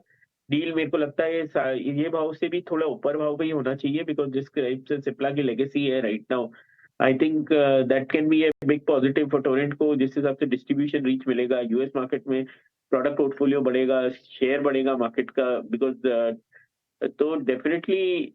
और सबसे बड़ी बात है कि टोरेंट को यूरोप में थोड़ा अभी राइट नाउ है, तो जो सिप्ला उनको प्रेजेंस करेगा तो वो डेफिनेटली दोनों कंपनीज के लिए बेनिफिट होना चाहिए। शॉर्ट टर्म में I think Cipla is something, अगर ये डील होती है तो सिप्ला के लिए पॉजिटिव रहेगा। और जस्ट टू ऐड, अगर ये डील नहीं, यानी कि अगर किसी कारणवश नहीं होती है तो हम टोरेंट में कल जिस हिसाब से डेटा दिख रहा था मैं, तो उस हिसाब से हो सकता है कि थोड़ा बहुत शॉर्ट कवरिंग भी स्टॉक में दिखाई जा सकती है। तो ये तो वॉच करना होगा सिप्ला और टोरेंट फार्मा दोनों ही स्टॉक्स को। और ये खबर आपने एक्सक्लूसिव भी देखी हुई यहाँ। लेकिन इस बीच स्कॉट्स के नंबर्स आ गए हैं, ऑटो सेल्स नंबर्स। कुल बिक्री जो है वो इनफैक्ट घटी है यहाँ पर बिक्री month on month, Y on Y figures sorry घटी हैं। सारी डिटेल्स निकल कर आती हैं तो हम बात करेंगे, लेकिन एस्टिमेशन हमारा था, यही एस्टिमेशन था इनफैक्ट वाई ऑन वाई शायद 2% तक की कमी हो सकती है सेल्स फिगर्स में, लेकिन मंथ ऑन मंथ वो बड़ी होंगी फिगर्स। और डेटा भी पॉइंट निकल कर आता है, जैसे सब और फ्लैशेस आते हैं हम आपके सामने रखेंगे, लेकिन वाई ऑन वाई फिगर्स की एस्टिमेशन जो थी स्कॉट्स कुबोटा की उसी लाइन्स पर दिख भी रही है। ठीक है, लेकिन इस बीच अब हमारे साथ कुश बोरा भी जुड़ गए हैं, उनसे भी बात करते हैं। कुछ मॉर्निंग आपके क्विक ट्रेड्स। जी हाँ प्रियंका, आप सभी को वेरी गुड मॉर्निंग। वेल देखिए, इंडिसेस एक्चुअली बहुत ही क्लोज ट्रेड कर रहे हैं अपने सपोर्ट जोन्स के, तो यहाँ पे थोड़ा सा वॉचफुल होना जरूरी है। पिछले 15 दिन से हम एक व्यू बना के चल सकते थे कि आप इंडिसेस को इग्नोर करें और स्टॉक्स में व्यू बना के रखें, ट्रेड करें। बट अगर मान लीजिए किसी तरीके का बड़ा क्रैक आता है, सपोर्ट जोन के नीचे निफ्टी, बैंक निफ्टी स्लिप होते हैं, तो हो सकता है स्टॉक्स पे भी थोड़ा प्रेशर देखने मिले। इसी के चलते थोड़ा सा वॉचफुल रहना मार्केट में यहाँ पे एडवाइजेबल होगा। निफ्टी का जो सपोर्ट जोन है 19,250 का, ठीक उसी के पास ट्रेड कर रहा है। अब अगला जो सपोर्ट है वो 19,000 का है। अब रेजिस्टेंस जोन जो है ये 19,600 से नीचे शिफ्ट होकर 19,450 आ गया है। तो यहाँ थोड़ा सा वॉचफुल रहें, इसी के साथ थोड़ा मार्केट में भी वॉचफुल रहें।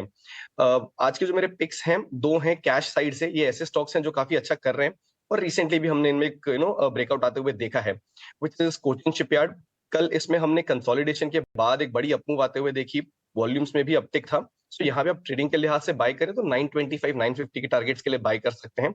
890 पे अपना स्टॉप लॉस बना के रखें। सिमिलरली स्पार्क, सन फार्मा, एडवांस्ड रिसर्च, यहाँ पे हम 3 दिन से एक बड़ा अच्छा अपमूव देख रहे हैं और ये भी एक वॉल्यूम बैक बहुत क्लियर ब्रेकआउट है। तो ये मोमेंटम जो है ये जारी रह सकता है। यहाँ पे भी आप 265, 280 के टारगेट्स के लिए एक लॉन्ग पोजीशन बना सकते हैं। 240 पे अपना स्ट्रिक्ट स्टॉप लॉस रखें। और जैसा कि मैंने पहले भी कहा है, ये स्टॉक्स हमने हमारी एडवाइजरी सर्विस के तहत हमारे क्लाइंट्स के साथ भी डिस्कस किए हैं। तो स्पार्क और कोचिन शिपयार्ड, ये दो आपके आज के ट्रेडिंग आइडियाज रहेंगे। ठीक है कुश, वी रजिस्टर दैट। अब बढ़ते हैं आगे, एक बार क्विक रिकैप एक्शन स्टॉक्स का पूजा के साथ ले लेते हैं। बिल्कुल, तो काफ़ी सारे स्टॉक्स पे हमने चर्चा की। अब उन स्टॉक्स को एक बार दोबारा से रिव्यू कर लेते हैं। जीनस पावर पर आप नज़र रखिए, कंपनी को एक बड़ा ऑर्डर मिला है 24 लाख मीटर का, करीब 2247 करोड़ का ये ऑर्डर मिला है और उसके बाद जो ऑर्डर बुक है वो अब 11,000 करोड़ पर पहुंच चुकी है। तो इस पर आज एक एक्शन एक्सपेक्टेड है। आईटीडी सीमेंटेशन पर भी फोकस रखिए। कंपनी को मरीन कॉन्ट्रैक्ट मिला 3,290 करोड़ का, तो यहाँ पर भी फोकस रहेगा। गुजरात गैस के लिए पॉजिटिव खबर है, कंपनी ने अपने मॉर्बी के ग्राहकों के लिए जो दाम है वो बढ़ा दिए हैं 2.5 रुपये से, तो आज यहाँ पर भी एक्शन देखने को मिल सकता है। HFCL पर नज़र रखिए, कंपनी ने QIP के जरिए 352 करोड़ रुपए जुटाने की मंजूरी दे दी है 69 रुपीज़ प्रति शेयर पर, जिसमें कि जो बड़े निवेशक हैं जिनका नाम सामने आ रहा है इसमें Reliance venture, quant mutual fund और सोसाइटी जनरल, ये सभी इसमें निवेश करेंगे। और आखिर में बात करते हैं बालाजी एमाइंस की। काफ़ी कमज़ोर नंबर्स आए हैं, आय में 34% की गिरावट और मुनाफे में कंपनी ने 62% की गिरावट दर्ज की है। तो ये कुछ स्टॉक्स हैं जिनमें कि आज एक्शन एक्सपेक्टेड है। लेकिन अब आगे बढ़ते हैं और आज के लिए क्या खास खबर है ये समझने के लिए चलते हैं शरद के पास, हमारे खास सेगमेंट क्या खबर है में।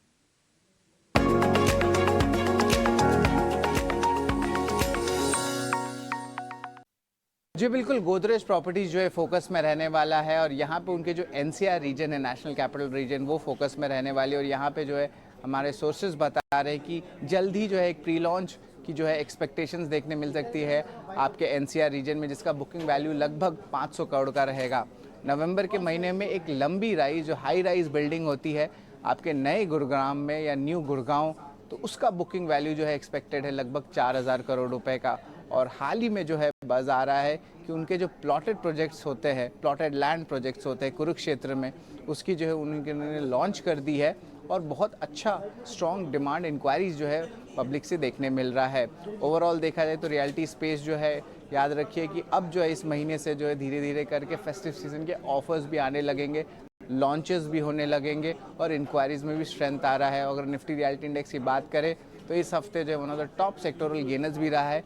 और अगर इस साल की बात करें तो आपके जो मेजर रियलिटी प्लेयर्स हैं उन्होंने लगभग 25 से लेकर 45% तक का रिटर्न शेयर होल्डर्स को दिया है। तो गोदरेज प्रॉपर्टीज इस स्टॉक पर आज हमारी नजर रहेगी। लेकिन चलिए अब आपको एक बार फिर से सुनवा देते हैं हमारे मैनेजिंग एडिटर निकुंज डालमिया के मुताबिक निवेशकों को PSU बैंक और कंज्यूमर स्टेपल पर नजर रखनी चाहिए। आइए आपको सुनवा देते हैं।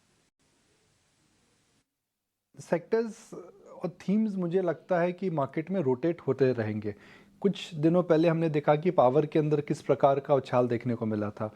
मुझे लगता है कि इस समय मार्केट का जो झुकाव है वह PSU बैंक्स में दोबारा आ सकता है, अगर मार्केट इस बात से कन्विंस होने लग जाए कि इन्फ्लेशन को लेकर के जो कंसर्न्स थी वह ख़त्म हो रही हैं। देखिए, जो मूविंग पार्ट रहा है अगस्त में वह रहा है इन्फ्लेशन।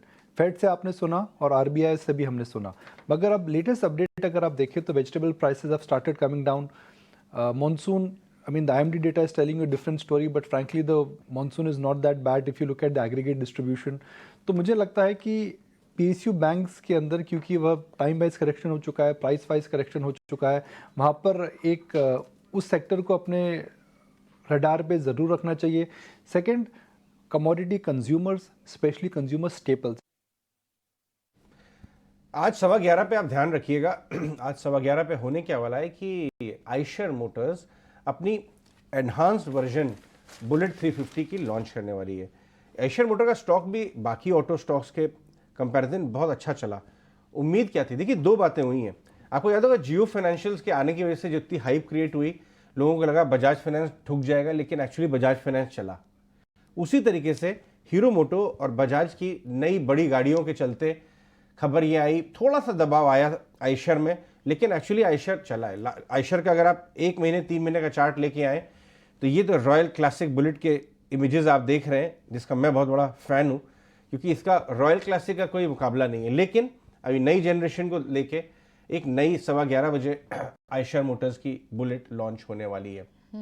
पर ये रेंज में तो रहा है अजय, 3200 से 3350 तक की रेंज कितने समय तक? 3 महीने में 10% घटा है, ऐसा नहीं कंप्लीटली डीरेट हो गया हो। और आपको याद है वो वॉर ऑफ वर्ड चला था राजीव बजाज में, वील रॉब द बैंक।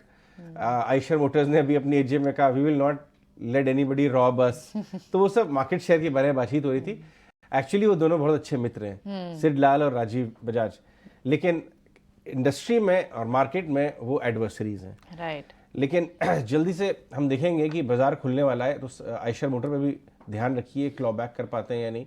लेकिन 30 सेकंड रह गए और प्री ओपन में निफ्टी और बैंक निफ्टी का भी हाल ले लें कि किस रुख आज आने वाले हैं, और वो प्रियंका आगे लेके चलेंगी। फ्लैट ओपनिंग नजर आ रही है। फ्लैट ओपनिंग ही दिख रही है बार बार, वही आप 19,300 के आसपास ही होता है एक रेंज में जैसे इंडेक्स ट्रेड कर रहा होता है। अब भी आप देखें तो प्री ओपन में बहुत ही फ्लैट टू पॉजिटिव सा रुझान दिख रहा है। कुछ स्टॉक्स जिन पर नजर जरूर रखेंगे, ऑफ कोर्स ऑटो सेल्स के नंबर्स हैं, और इसके आप देखा होगा, कल आपने देखा भी ऑटो ने अच्छी कमबैक की। पूरे अगस्त सीरीज में आईटी और मेटल ये लीडिंग पैक्स थे, इनमें अच्छी मूव थी। लेकिन अब क्योंकि हम एक नई सीरीज में शुरू हो रहे हैं, तो अब देखना होगा कि क्या यहाँ ऑटो कमबैक कर सकता है, आईटी सस्टेन करेगा मूव, मेटल क्या चलता रहेगा, क्योंकि फाइनेंशियल तो कंप्लीटली लगाट थे। ठीक है, अब देखते हैं कि आज बाजार खुला कैसे है। सो फ्लैट ओपनिंग या flat to positive opening in fact कहना चाहिए। और इसमें पावर स्टॉक्स के पहले जो नाम आ रहे हैं उसमें पावर और एनर्जी से पावर ग्रिड, कोल इंडिया, फिर से आपको मेटल के कुछ काउंटर्स दिख रहे हैं, हिंडाल्को जैसे काउंटर, टाटा स्टील जैसे काउंटर्स। नंबर्स 2 व्हीलर्स के अच्छे आ सकते हैं, हमें सृष्टिकल बता के भी गई हैं। हीरो मोटोकॉर्प, बजाज ऑटो, दोनों में आपको अच्छी मूव भी दिख रही है। हॉस्पिटल काउंटर्स में अपोलो हॉस्पिटल जैसे कुछ काउंटर्स में मूव है, और आईटी चल रहा है। एलटीआई माइंट्री में आपको मूव दिख रही है, टीसीएस तेज है। आइशर मोटर्स न्यू लॉन्च की इस न्यूज़ पर आप देखें, और सेल्स नंबर्स पे भी देखना होगा कैसे आए हैं। 1% की तेजी वहां दिख रही है। बैंक्स में अभी आपको प्राइवेट स्पेक्स बैंक्स के कुछ numbers, names like Kotak, IndusInd bank, ये अभी फिलहाल थोड़ा सा अच्छा काम करते हुए दिखाई दे रहे हैं। देखना होगा, अभी हर निशान में खुले हैं, लेकिन क्या पार्टिसिपेशन पीएसयू बैंक से भी आती है? निकुंज भी पीएसयू बैंक्स की आज सुबह बात कर रहे थे, अगर इन्फ्लेशनरी प्रेशर थोड़ा कूल ऑफ होता है तो शायद बैंक्स वापस आ सकते हैं। लेकिन at the same time losers कहाँ से हैं? अडानी स्टॉक्स कल लगाट थे, आज अडानी पोर्ट्स फिर से थोड़े से दबाव में खुला है। अडानी एंटरप्राइज 0.5% दबाव के साथ खुला है। इंश्योरेंस काउंटर्स में थोड़ी सी स्पार्क कल आपको दिख रही थी, एचडीएफसी लाइफ, लेकिन आज थोड़ा 0.5% नीचे दिखाई दे रहा है। और एनटीपीसी में भी प्रॉफिट बुकिंग दिख रही है।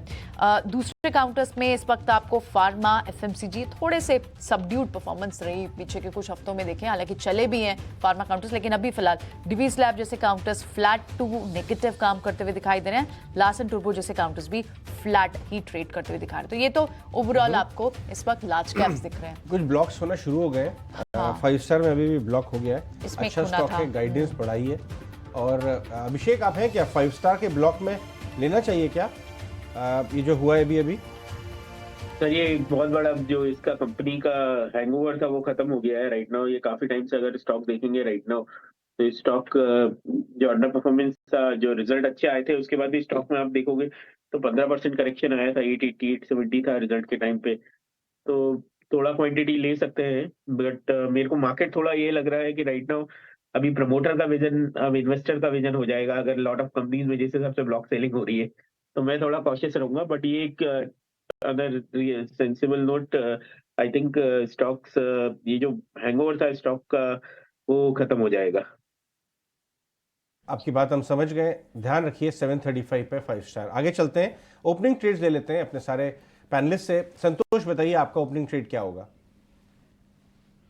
मेरा ओपनिंग ट्रेड डिक्सन ही रहेगा। डिक्सन के चार्ट स्ट्रक्चर काफ़ी अच्छा है, नया 52 वीक हाई लगाने के लिए तैयार है। जो रेजिस्टेंस है इसका 5050 का, वो जैसे ही क्रॉस होता है हमको 5125 तक की रैली देखने को मिल सकती है। तो यहाँ पे आप खरीदारी करें, स्टॉप लॉस लगाइए 5000 रुपये का। आपका ओपनिंग ट्रेड?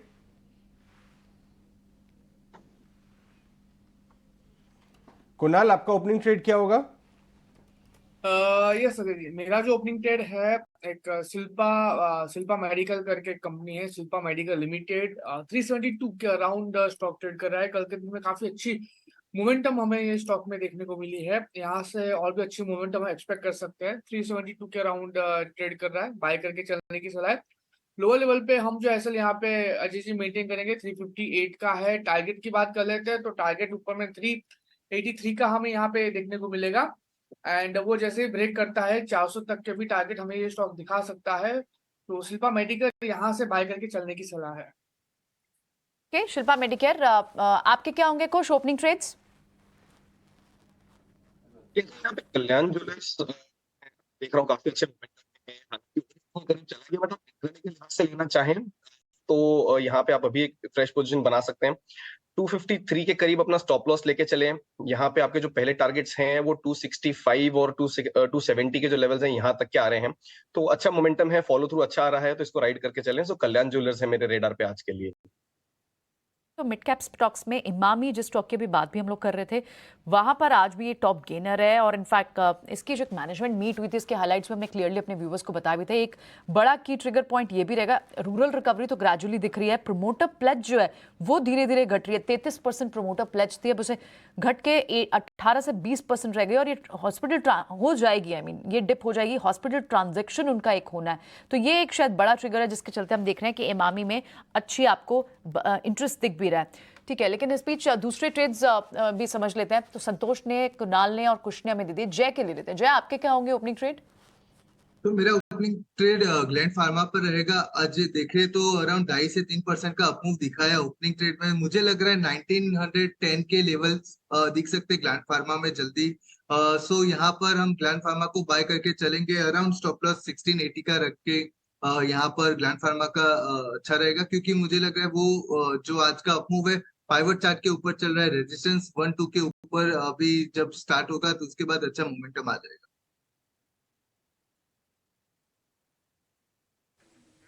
ओके, ठीक है। तो ये है राय ग्लैंड फार्मा पर, और कुछ ओपनिंग ट्रेड्स हमने डिस्कस किए। इस बीच कुछ और भी स्टॉक्स जहां पर कि एक्शन नज़र आ रहा है खबरों के चलते, उसमें एनसीसी पर एक बार नज़र डालते हैं। कंपनी को 8000 के 4 ऑर्डर मिले हैं कुल, और उसके बाद हम इस स्टॉक में तेज़ी भी देख रहे हैं। करीब 2-2.5% की तेज़ी इस स्टॉक में देखने को मिल रही है। एनसीसी पर कुछ आप सजेस्ट करिए, क्या कोई ट्रेड दिख रहे हैं? एक अच्छा कंसोलिडेशन का फेज था, उसका कल ब्रेकआउट आया है और आज फॉलो थ्रू है। तो यहाँ पे आप बिल्कुल एक ट्रेड ले सकते हैं। मोमेंटम बिल्डअप होते हुए नजर आ रहा है। एंड ये इस स्टॉक का नेचर भी रहा है, इस स्टॉक की ये चाल भी रही है कि एक लंबा समय स्पेंड करता है कंसोलिडेशन का, फिर एक ब्रेकआउट देता है और फिर उस कंसोलिडेशन मोड में चला जाता है। तो यहाँ पे आपको जो ये कल और आज का फॉलो थ्रू मिल रहा है, इसमें आप एक फ्रेश ट्रेड इनिशिएट कर सकते हैं। यहाँ पे ट्रेडिंग के लिहाज से ले रहे हो 180 और 186 के 2 टारगेट्स के लिए आप प्ले करें। स्टॉप लॉस जो कल की क्लोजिंग रही है करीब 168 के आसपास की, यहाँ पे अपना स्टॉप लॉस रखें।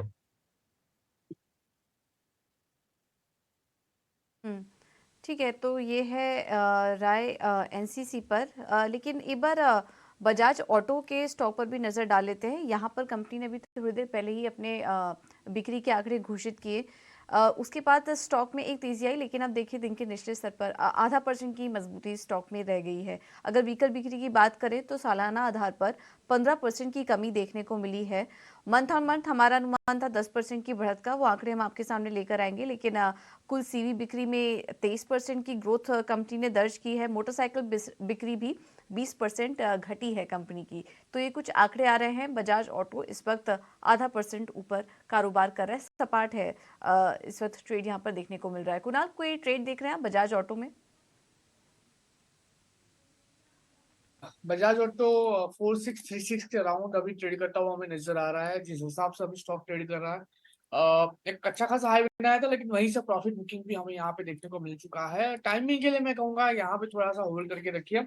अगर स्टॉक आज का जो हाई जो बनाया है 4679 का, अगर वो ब्रेक करता है तो मुझे लगता है कि काफी अच्छी मोमेंटम हमें यहाँ से देखने को मिल सकती है। तो टाइमिंग के लिए यहाँ पे वेट एंड वॉच करके चलने की सलाह है। कंडीशनल बाय है, 4679 के ऊपर ही हम यहाँ से खरीदारी करके चलेंगे।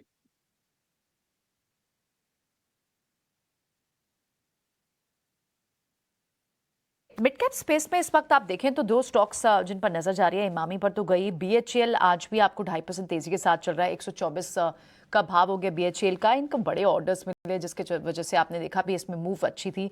ट्रेंड भी इस वक्त आपको टॉप गेनर दिख रहा है मिड कैप स्पेस में, 2-2.5% तक की मूव है। एक बार ट्रेंड के चार्ट चेक कर लेते हैं, संतोष के साथ डिस्कस करते हैं कि ट्रेंड में कितनी बड़ी तेजी दिखती है उन्हें। आज ट्रेंड दिखती है, क्या इंटर कर सकते हैं संतोष? ये ट्रेंड की बात करें तो ऑलरेडी वैसे बहुत बड़ी तेजी आ चुकी है, बट अभी भी स्ट्रेंथ बनी हुई है। स्टॉक में कोई वीकनेस के साइन नजर नहीं आ रहे। जिसके पास ऑलरेडी है वो अपना स्टॉप लॉस ट्रेल करते चले। अब अपना पोजिशनल बेसिस पे स्टॉप लॉस शिफ्ट कर लेना चाहिए 2040 पर। ऊपर में लग रहा है शायद 2200 रुपए तक की अपसाइड हमको देखने को मिल सकती है। प्राइस हाइक लिया इसलिए आपको इसमें मूव भी दिख रही है 1.5% की, लेकिन बहुत ही फ्रिजल आउट हो जाती है, बहुत शॉर्ट लिव्ड ये मूव्स रहती हैं। तो बड़ी मूव्स और कहाँ पॉसिबल है क्या? कल भी एक थीम को हम बात कर रहे थे कि यूरोप को जो केटर करती है कंपनियां, उसमें मदरसन सुमी जैसे काउंटर्स है, भारत फोर्ज, वैरक इंजीनियरिंग और मदरसन सुमी आज भी चल रहा है। कल ये बीटीएससी ट्रेड भी था और कल 4-4.5% चला भी था। क्या यहाँ से भी प्लस कर सकते हैं मदरसन सुमी को? कुछ जी संवर्धना मदरसन, हम ये वाले स्टॉक की बात कर रहे हैं, करेक्ट? राइट। जी वेल देखिए, अभी फिलहाल तो मुझे लग रहा है एक रेंज में है, 20 डे मूविंग एवरेज के पास रेसिस्ट कर रहा है, तो इसमें थोड़ा सा वॉचफुल रहना बेटर होगा। यहाँ पे 97 के ऊपर अगर आपको एक मूव मिले तब आप इसमें एक फ्रेश लॉन्ग पोजीशन इनिशिएट करें, वरना हो सकता है कि थोड़ा सा टाइम यहाँ पे स्पेंड करें कंसोलिडेशन मोड में, यहाँ पे थोड़ा सा टाइम स्पेंड करें। तो मैं वॉचफुल रहूंगा यहाँ पे, बट मेरी जो फ्रेश बाइंग इनिशिएट होगी that will happen once the stock crosses the 97 threshold.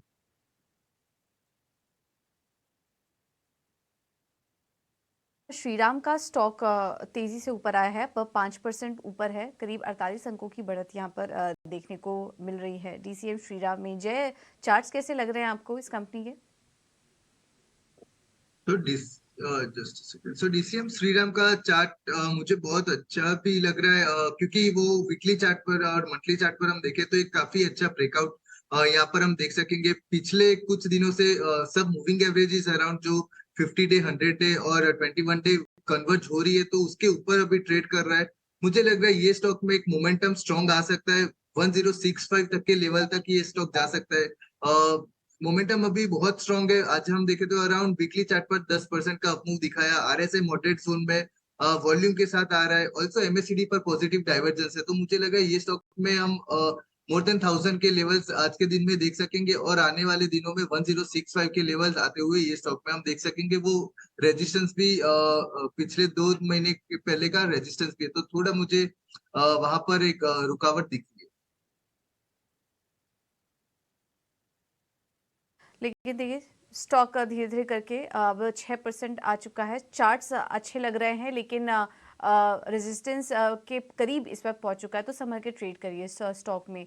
Suzlon पर भी एक बार नज़र डालनी होगी। स्टॉक अब 4% ऊपर आ चुका है, यहाँ पर भी अच्छी बाइंग नज़र आ रही है। 27 के आसपास स्टॉक ने अपना 52 वीक हाई बनाया था, उसके करीब ही स्टॉक जाता हुआ दिखाई दे रहा है इस बीच।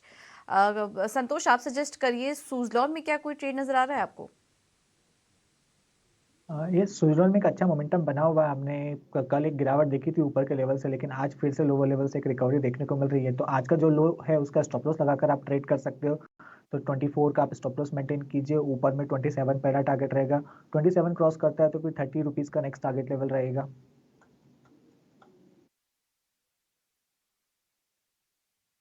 देखिए, आज सुबह हमने डिस्कस किया था कि इसके अंदर अच्छा मूव आ सकता है, 3.5% आपको दिखाई दे रहा है। बीएचईएल, इसमें मुझे डिस्कस करना है। अभिषेक, बीएचईएल में हुआ क्या है?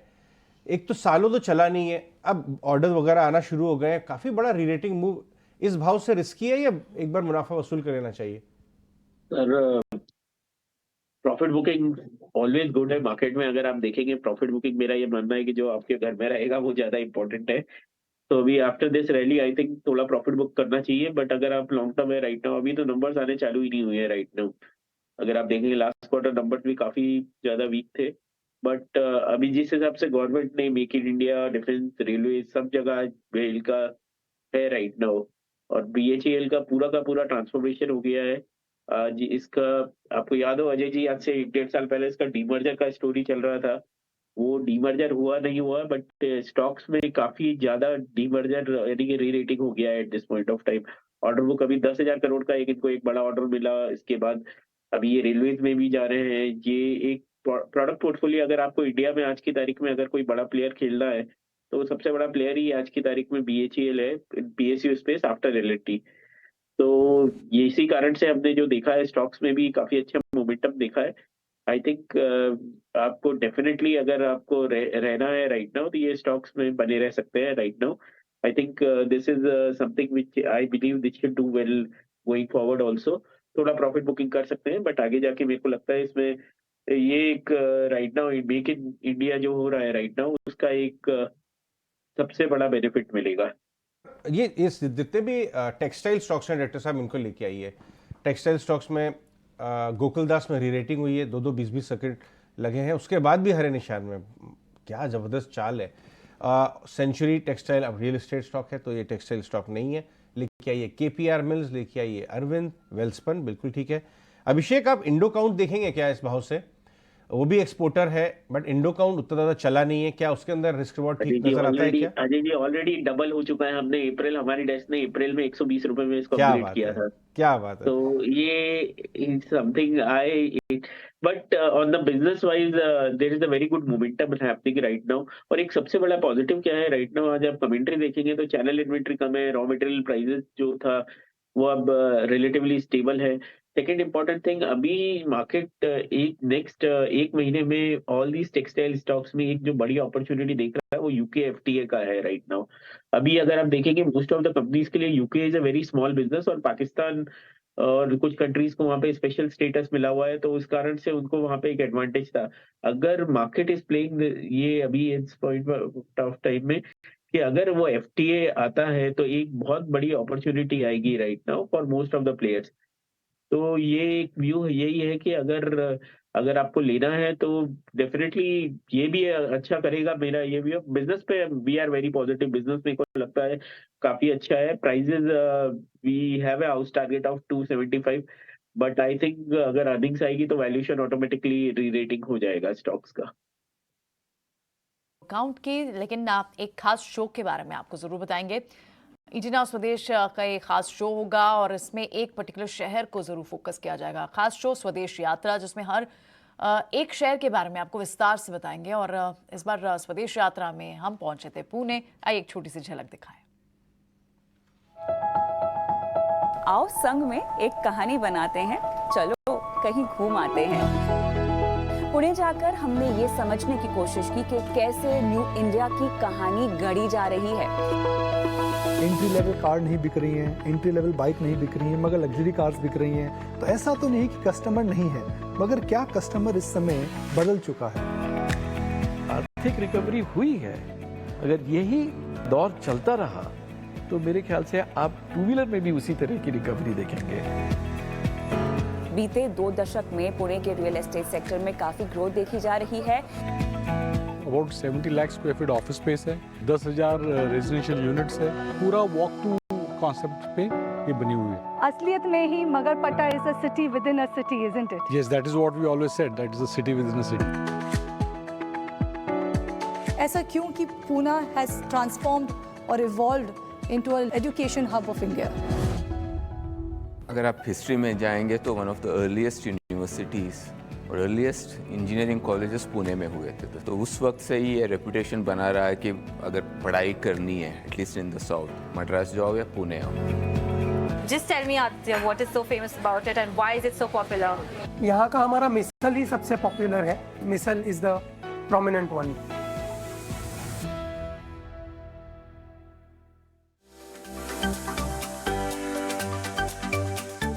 Township sustainable integrated development township है। इसमें सिर्फ रेजिडेंशियल पार्क्स नहीं है। About 70 lakh square feet office space है, 10,000 रेजिडेंशियल यूनिट्स है, हॉस्पिटल है, मॉल है, प्ले एरियाज है, स्कूल्स भी है। 1400 स्टूडेंट्स स्टडी करते हैं यहाँ पे। यानी रहने के लिए जो कुछ कन्वीनियंस लगता है वो पूरी कन्वीनियंस हमारे पास यहाँ है। तो ये पूरा वॉक टू एवरीथिंग का कॉन्सेप्ट पे ये बनी हुई है। असलियत में ही Magarpatta is a city within a city, isn't it? Yes, that is what we always said, that is a city within a city.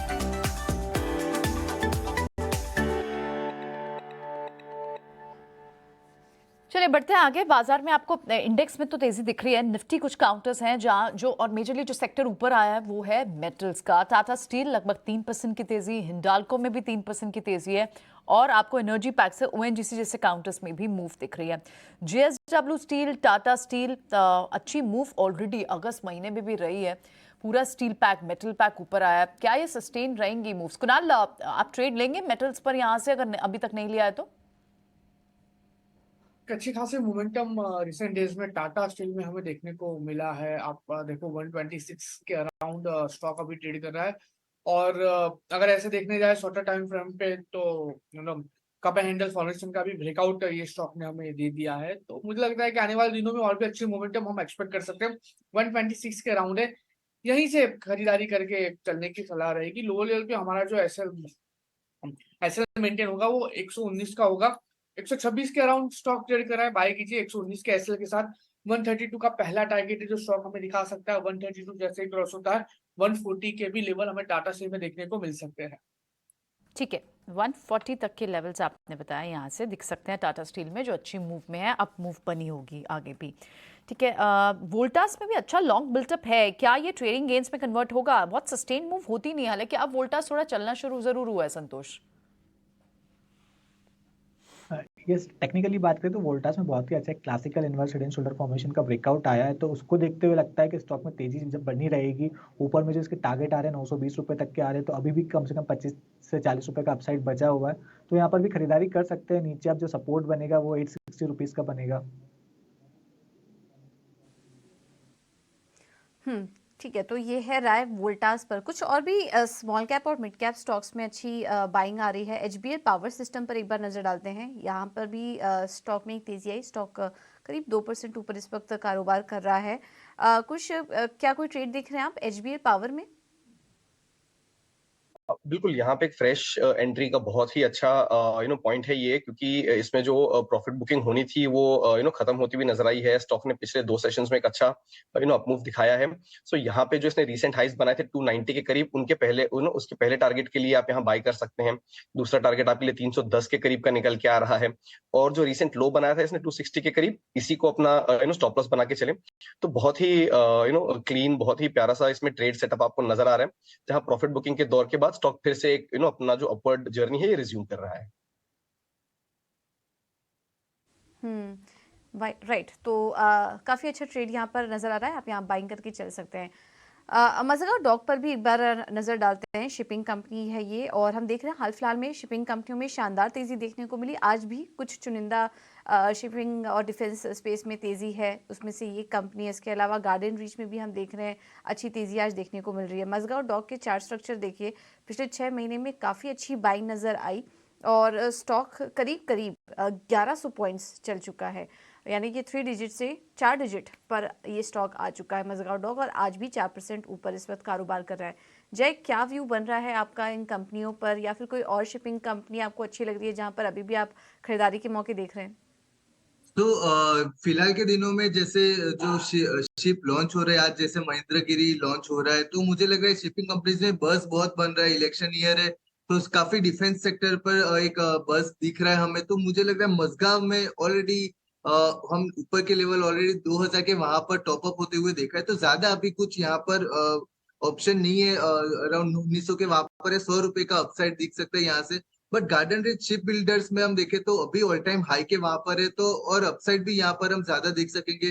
दूसरा है कोचिन शिपयार्ड। कोचिन शिपयार्ड में भी काफी एक अच्छा हम अपसाइड देख सकेंगे आने वाले दिनों में, because being a government company काफी अच्छा ऑर्डर बुक मिल सकता है। और वीकली और डेली चार्ट पर हम देखें तो उन्होंने राउंडिंग बॉटम पैटर्न फिनिश किया हुआ है। टेक्निकल चार्ट की बात करें, फ्लैग एंड पुल पैटर्न के अराउंड पैटर्न बन रहा है, तो मुझे लग रहा है कोचिन शिपयार्ड और गार्डन रिच दोनों में हम बाइक की अपॉर्चुनिटी देख सकेंगे। मजगा में थोड़ा टॉप अप होने के चांसेस है, इसलिए उसको थोड़े फिलहाल टाइम के लिए अवॉइड करना चाहिए।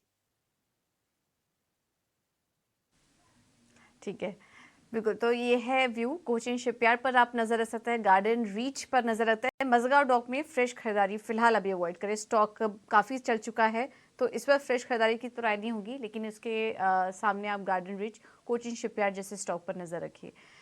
ठीक है, इसके अलावा आज हम देख रहे हैं जिंदल सॉ, ये बार इस स्टॉक पर भी एक बार नज़र डाल लेते हैं। यहाँ पर भी अच्छी तेज़ी नज़र आ रही है, स्टॉक अब आ चुका है 4% ऊपर। ये स्टॉक भी हम देख रहे हैं अपने डेज हाई पर है और अपने 52 हफ्ते के ऊपरी स्तर के आसपास कारोबार कर रहा है। जिंदल सॉ, ये स्टॉक एक बार दिखाइए, कुछ आप राय दीजिए, जिंदल सॉ पे क्या करें?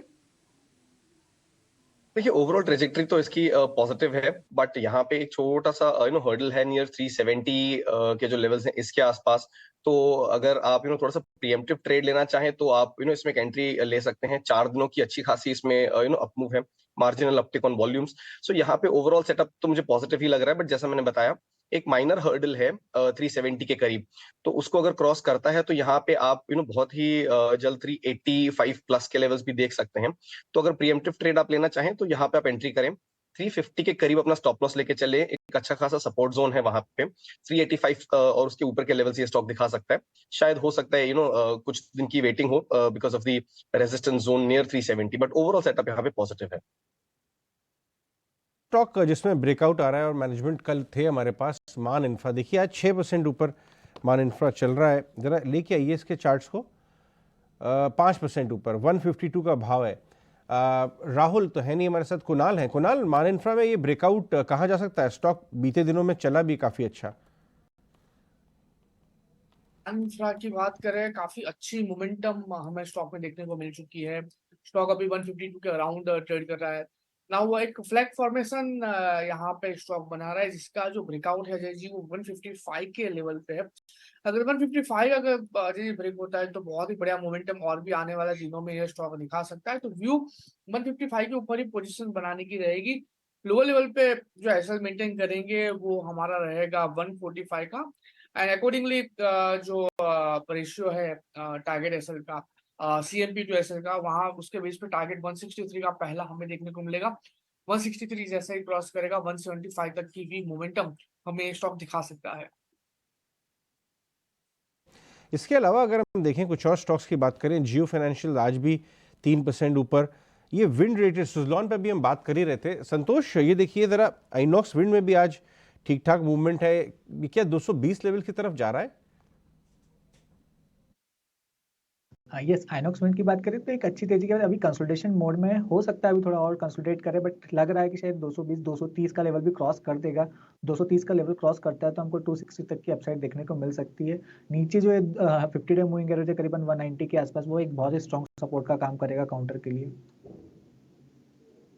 ये स्ट्रॉन्ग सपोर्ट का काम कर सकता है। एक बार निफ्टी बैंक निफ्टी देख लीजिए, आधा घंटा हो गया बाजारों खुले, ज़रा देखें कहीं डायरेक्शन ले रहा है निफ्टी बैंक निफ्टी, या सारा गेम इंडिविजुअल काउंटर्स पे ही है। इंडिया बुल हाउसिंग फाइनेंस और पीएफसी दोनों लेंडर्स हैं और अच्छी शॉर्टिंग हो रही है, एटलीस्ट इनिशियली। पीएफसी को लेके आइए ज़रा, जय ज़रा पीएफसी के चार्ट्स को देखिए, शॉर्ट बिल्डअप सा होता नजर आ रहा है। तो पीएफसी ने अभी अराउंड 34 डेमा के लेवल को क्रॉस किया निचले साइड पर डेली चार्ट की बात करें, और मुझे अभी भी लग रहा है थोड़ा और डाउनसाइड हम यहाँ पर देख सकेंगे। 245 के अराउंड के लेवल्स यहाँ पर आते हुए पीएफसी पर देख सकेंगे। थोड़ा जो अपॉर्चुनिटी थी वहां पर टॉप अप होने के जब कंसोलिडेट हो रहा था तब लग रहा था ब्रेकआउट आ सकता है, बट वो ब्रेकआउट आया निचले साइड पर और वो अभी थोड़ा स्ट्रॉन्ग हो सकता है। तो 245 तक का पहला टारगेट रहेगा यहाँ पर। पीएफसी में थोड़ा अभी भी बिकवाली का दौर जारी रहेगा। आरएसआई और एमएसीडी दोनों के डाइवर्जेंस नेगेटिव साइड पर है, तो स्ट्रॉन्ग मुझे लग रहा है पुल बैक आ सकता है निचले साइड पर। और जो आपने बात की पीएफसी और दूसरे जो स्टॉक की बात की, तो दोनों में एक पुल बैक हम एक्सपेक्ट कर सकेंगे। सो पीएफसी अभी के लिए फिलहाल के लिए बाय तो नहीं करना चाहिए, वेट करना चाहिए डिप्स आने के लिए 240 245 के अराउंड। तो अभी आप 250 245 के आसपास आए तब यहाँ पर कोई ट्रेड लेने की सलाह पीएफसी में। लेकिन चलिए अब आगे बढ़ते हैं और ऑप्शन के जरिए कमाई के मौके कहाँ नजर आ रहे हैं, इस पर फोकस करेंगे हमारे अगले सेगमेंट में, ऑप्शन का चैंपियन।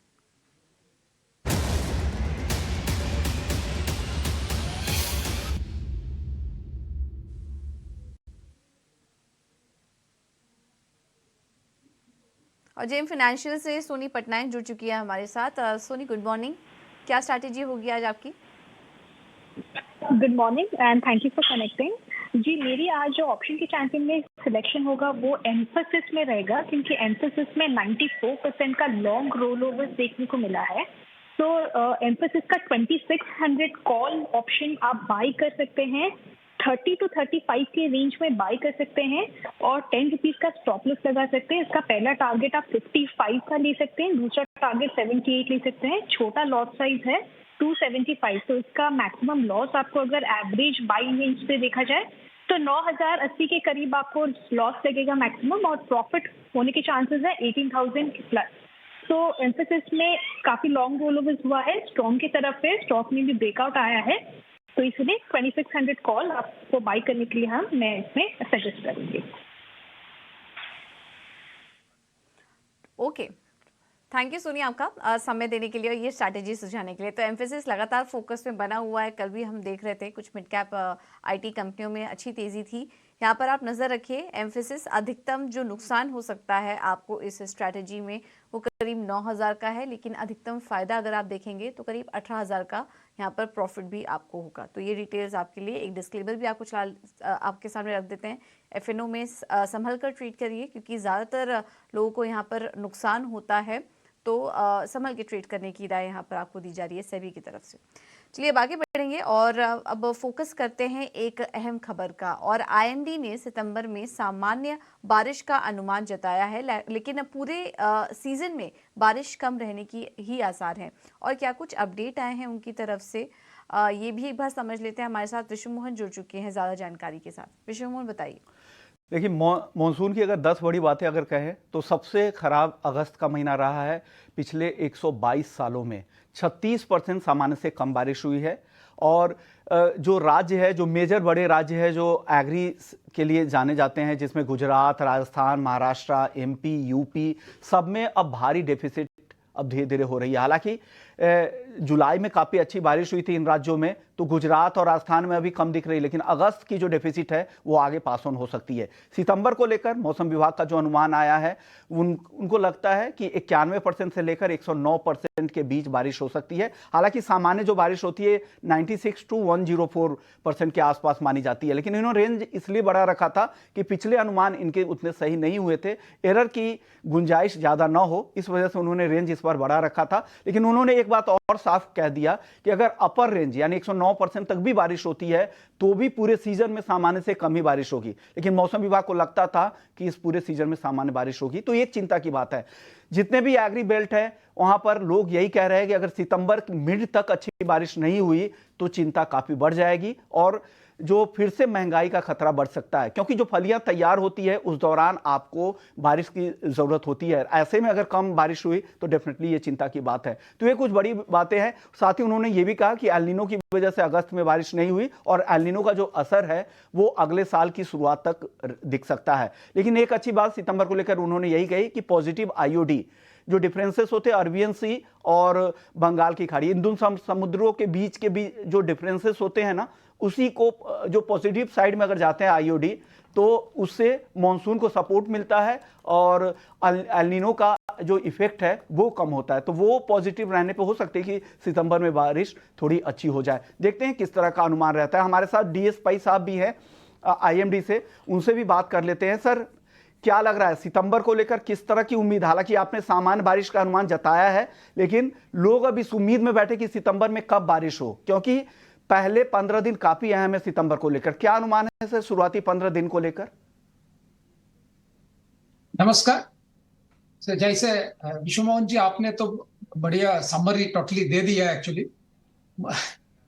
इवन फोरकास्ट सितंबर का भी बहुत अच्छी बताई आपने। सो नेक्स्ट 15 डेज का फोरकास्ट ऐसे है कि अभी नेक्स्ट 3rd और 4th में एक लो प्रेशर सिस्टम फॉर्म होने की उम्मीद है नॉर्थ बे ऑफ बंगाल में। इसकी वजह से ये जो मिडिल ऑफ सितंबर में रेनफॉल एक्टिविटी पेनिनसुला और सेंट्रल इंडिया में बढ़ने की उम्मीद है। एट द सेम टाइम जो नॉर्थ ईस्ट में बारिश हो रही है, ईस्ट और नॉर्थ ईस्ट में, ये कंटिन्यू होगा।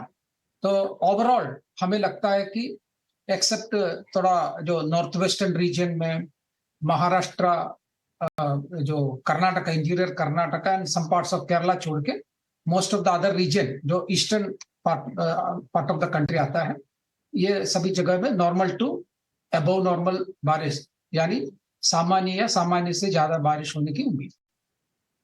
मेरा अगला सवाल होगा, कुछ जो बड़े राज्य हैं जो सबसे ज्यादा इंतजार में हैं, उनमें एमपी, राजस्थान, गुजरात और महाराष्ट्र, क्योंकि ये जो मौसम, ये जो सीजन है ना, सितंबर के पहले 15 दिन, उन्होंने कहा कि अगर तत्काल बारिश नहीं होती है सितंबर के पहले 2 हफ्तों में तो काफी फसलों को नुकसान हो सकता है। क्या लग रहा है, क्या इन राज्यों में बारिश की उम्मीद है क्या? देखिए, बारिश तो मिलेगी, जरूर मिलेगी। फ्यू स्पेल्स ऑफ रेनफॉल, बारिश मिलेगी, एक 2-3 स्पेल का। लेकिन ओवरऑल जैसे हमने जो फोरकास्ट दिया है वो सामान्य से कम होगा, लेकिन इधर उधर थोड़ी बारिश होती रहेगी। पर्टिकुलरली मिडिल ऑफ सितंबर, जैसे मैंने बताया, महाराष्ट्र में भी जो पर्टिकुलरली विदर्भ, मराठवाड़ा और कोस्टल एरिया में सभी बारिश होने की संभावना है। गुजरात में भी मिलेगा। मध्य प्रदेश में भी जब ये system, low pressure system move होगा सेंट्रल इंडिया में, उस समय में मध्य प्रदेश में भी बारिश मिलेगा। इसके साथ साथ ये वो एक्टिविटी शुरू होने से पहले थोड़ा थंडरस्टॉर्म एक्टिविटी भी हो सकता है, पर्टिकुलरली मराठवाड़ा, विदर्भ, ईस्ट मध्य प्रदेश, छत्तीसगढ़, ये रीजन में सब। सवाल होगा रिट्रीवल को लेकर, कब तक मॉनसून की वापसी शुरू हो जाएगी? मिडिल ऑफ सितंबर सेकेंड वीक तक। कुछ सीजन से हम देख रहे थे कि एक्सटेंडेड बारिश भी होती थी, अक्टूबर में काफी बारिश हुई थी, जिसका फायदा रबी सीजन को भी हुआ था। क्या इस बार भी एक्सटेंडेड बारिश की संभावना है, या एल नीनो की वजह से इस बार अक्टूबर में उस तरह की बारिश नहीं होगी? देखिए, अक्टूबर के बारे में बोलना जल्दी है एक्चुअली, लेकिन आपका जो ऑनसेट, हमारा जो विड्रॉवल जनरली हम लोग 30 इयर्स पहले जब नॉर्मल था, वो सितंबर 1 से विड्रॉवल शुरू होता था, लेकिन जो अपडेटेड नॉर्मल के हिसाब से ये 17 सितंबर तक ओनली जनरली विड्रॉवल शुरू होता है। तो इसलिए उम्मीद है कि हमें फर्स्ट 2 वीक्स में भी पूरा नॉर्थ वेस्ट इंडिया में एटलीस्ट 1 या 2 स्पेल का बारिश मिलेगा। पाल साहब, आपसे होगा, किसानों को आप क्या एडवाइस देंगे, क्योंकि अगस्त काफी सूखा रहा, आप भी कह रहे हैं कि 122 साल में सबसे कम बारिश हुई है, तो ऐसे समय में क्या एडवाइजरी आप जारी कर रहे हैं आईएमडी की तरफ से? देखिए, हम लोग इनका एग्रीकल्चर स्पेशलिस्ट नहीं है। जनरली हम लोग रेगुलरली फोरकास्ट जो स्टेट गवर्नमेंट का एग्रीकल्चर डिपार्टमेंट है और जो दूसरा जो एजेंसी से एग्रीकल्चर रिलेटेड, उनको फोरकास्ट प्रोवाइड करते हैं। ये हमारा फोरकास्ट के हिसाब से ये लोग एग्रीकल्चर एडवाइजरी या जो भी वार्निंग्स देते हैं, इसका पालन करना, यही मेरा सजेशन। बहुत बहुत शुक्रिया भाई साहब हमसे बात करने के लिए, सारी बातें समझाने के लिए। बहुत इंपॉर्टेंट मॉनिटरेबल है ये बाजार की नज़र से। पैनिक लाइक सिचुएशन नहीं है, लेकिन चिंता का विषय जरूर है। एक तरफ रिजर्वॉयर्स लेवल कम है, दूसरी तरफ प्रोग्रेस ऑफ मानसून थोड़ा सा कम है। तो बाजार के लिए भी इंपॉर्टेंट है, इकोनॉमी के लिए इंपॉर्टेंट है, और हमारे आपके जैसे सिटीजन्स के लिए इंपॉर्टेंट भी है, जो महानगरों में रह रहे हैं, जहाँ कंप्लीटली रिजर्वॉयर लेवल्स के पे डिपेंडेंट रहते हैं। बट चिंता का विषय भी ज़रूर बन गया है। पैनिक नहीं है, लेट्स सी, प्रोग्रेस देखते हैं, जैसे पाई साहब और विष्णुमोहन बात कर रहे थे। आगे बढ़ते हैं, कुछ और बाजार की तरफ रुख लेते हैं। हमारे साथ हमारे सारे पैनलिस्ट हमारे साथ जुड़े हुए हैं। ये बताइए कुश बाबू की 5 स्टार में ब्लॉक हुआ, 733 का लो बना के स्टॉक 740 के आसपास आ गया है।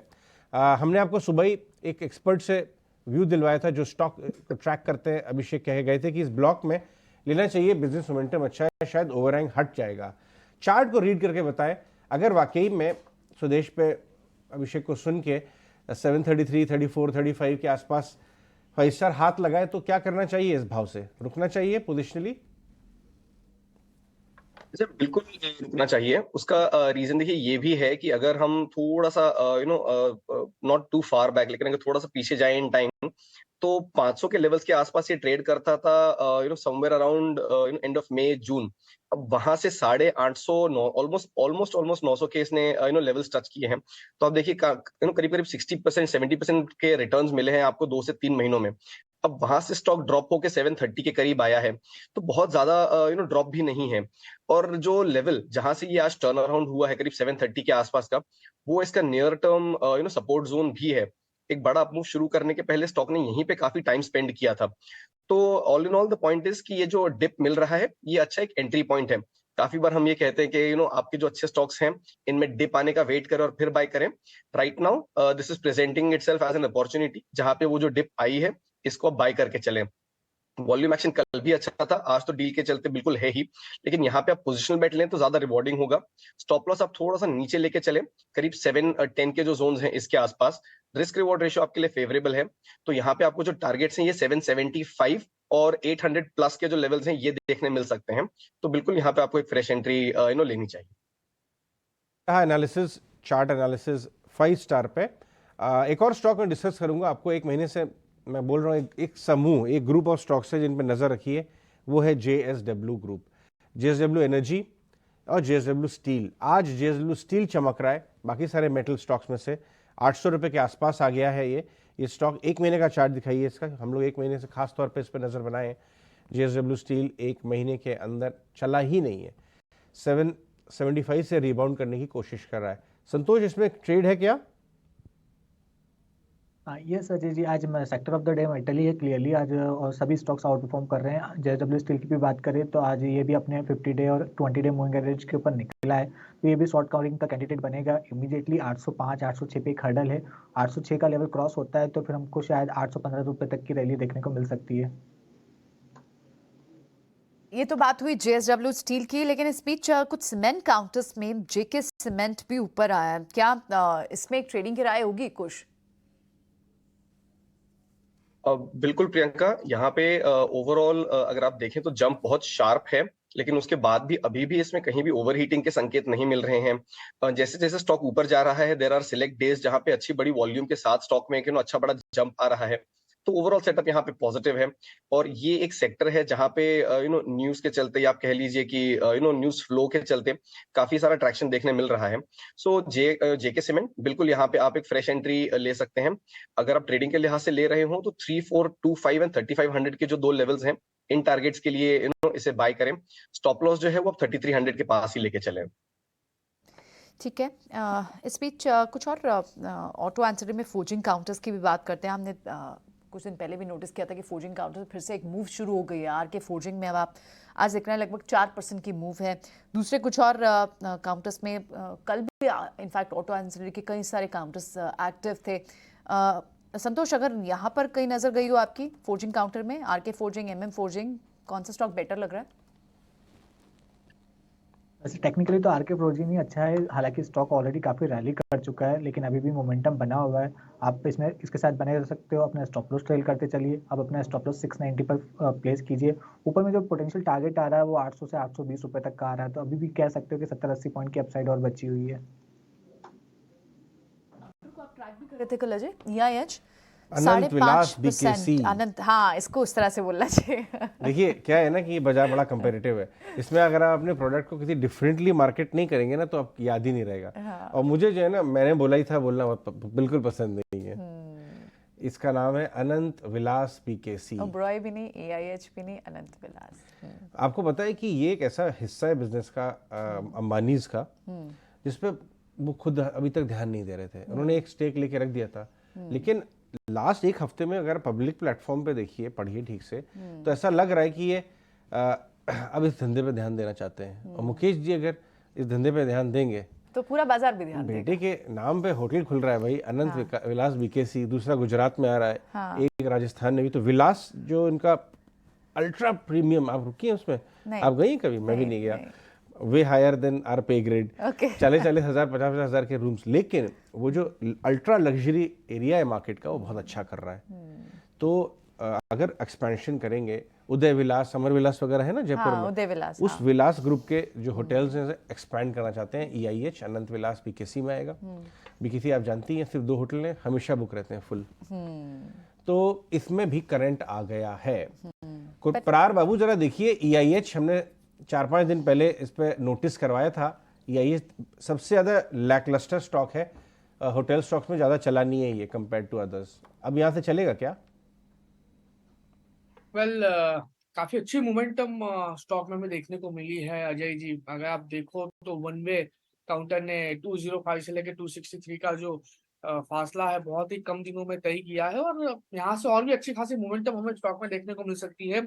अगर मैं अजय जी मंथली चार्ट की भी बात करूँ तो मंथली चार्ट पे स्टॉक ऑल टाइम हाई पे अभी ट्रेड कर रहा है, और कोई हिडन ऐसा रेजिस्टेंस फिलहाल देखने को नहीं मिल रहा है। तो कौन सा ऐसा लेवल है जो हमारे दर्शकों को ध्यान में रखना चाहिए, उसकी अगर बात करें तो अजय जी सबसे पहला लेवल जो ऐसा टारगेट हमें देखने को मिल सकता है वो 292 है। मंथली चार्ट की बात करूंगा 292 का है, और 292 जैसे ही क्रॉस करता है ऊपर में 358 तक के भी लेवल हमें ये स्टॉक दिखाने में सक्षम है।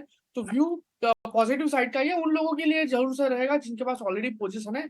नई पोजीशन हम यहाँ पे बना के नहीं चल सकते, क्योंकि जो सबसे अच्छा सपोर्ट जो अभी आ रहा है वो 220 का आ रहा है। ओके, सो जिनके पास ऑलरेडी पोजीशन है वो उनके लिए यहाँ से व्यू बन रहा है कि होल्ड करके चलिए।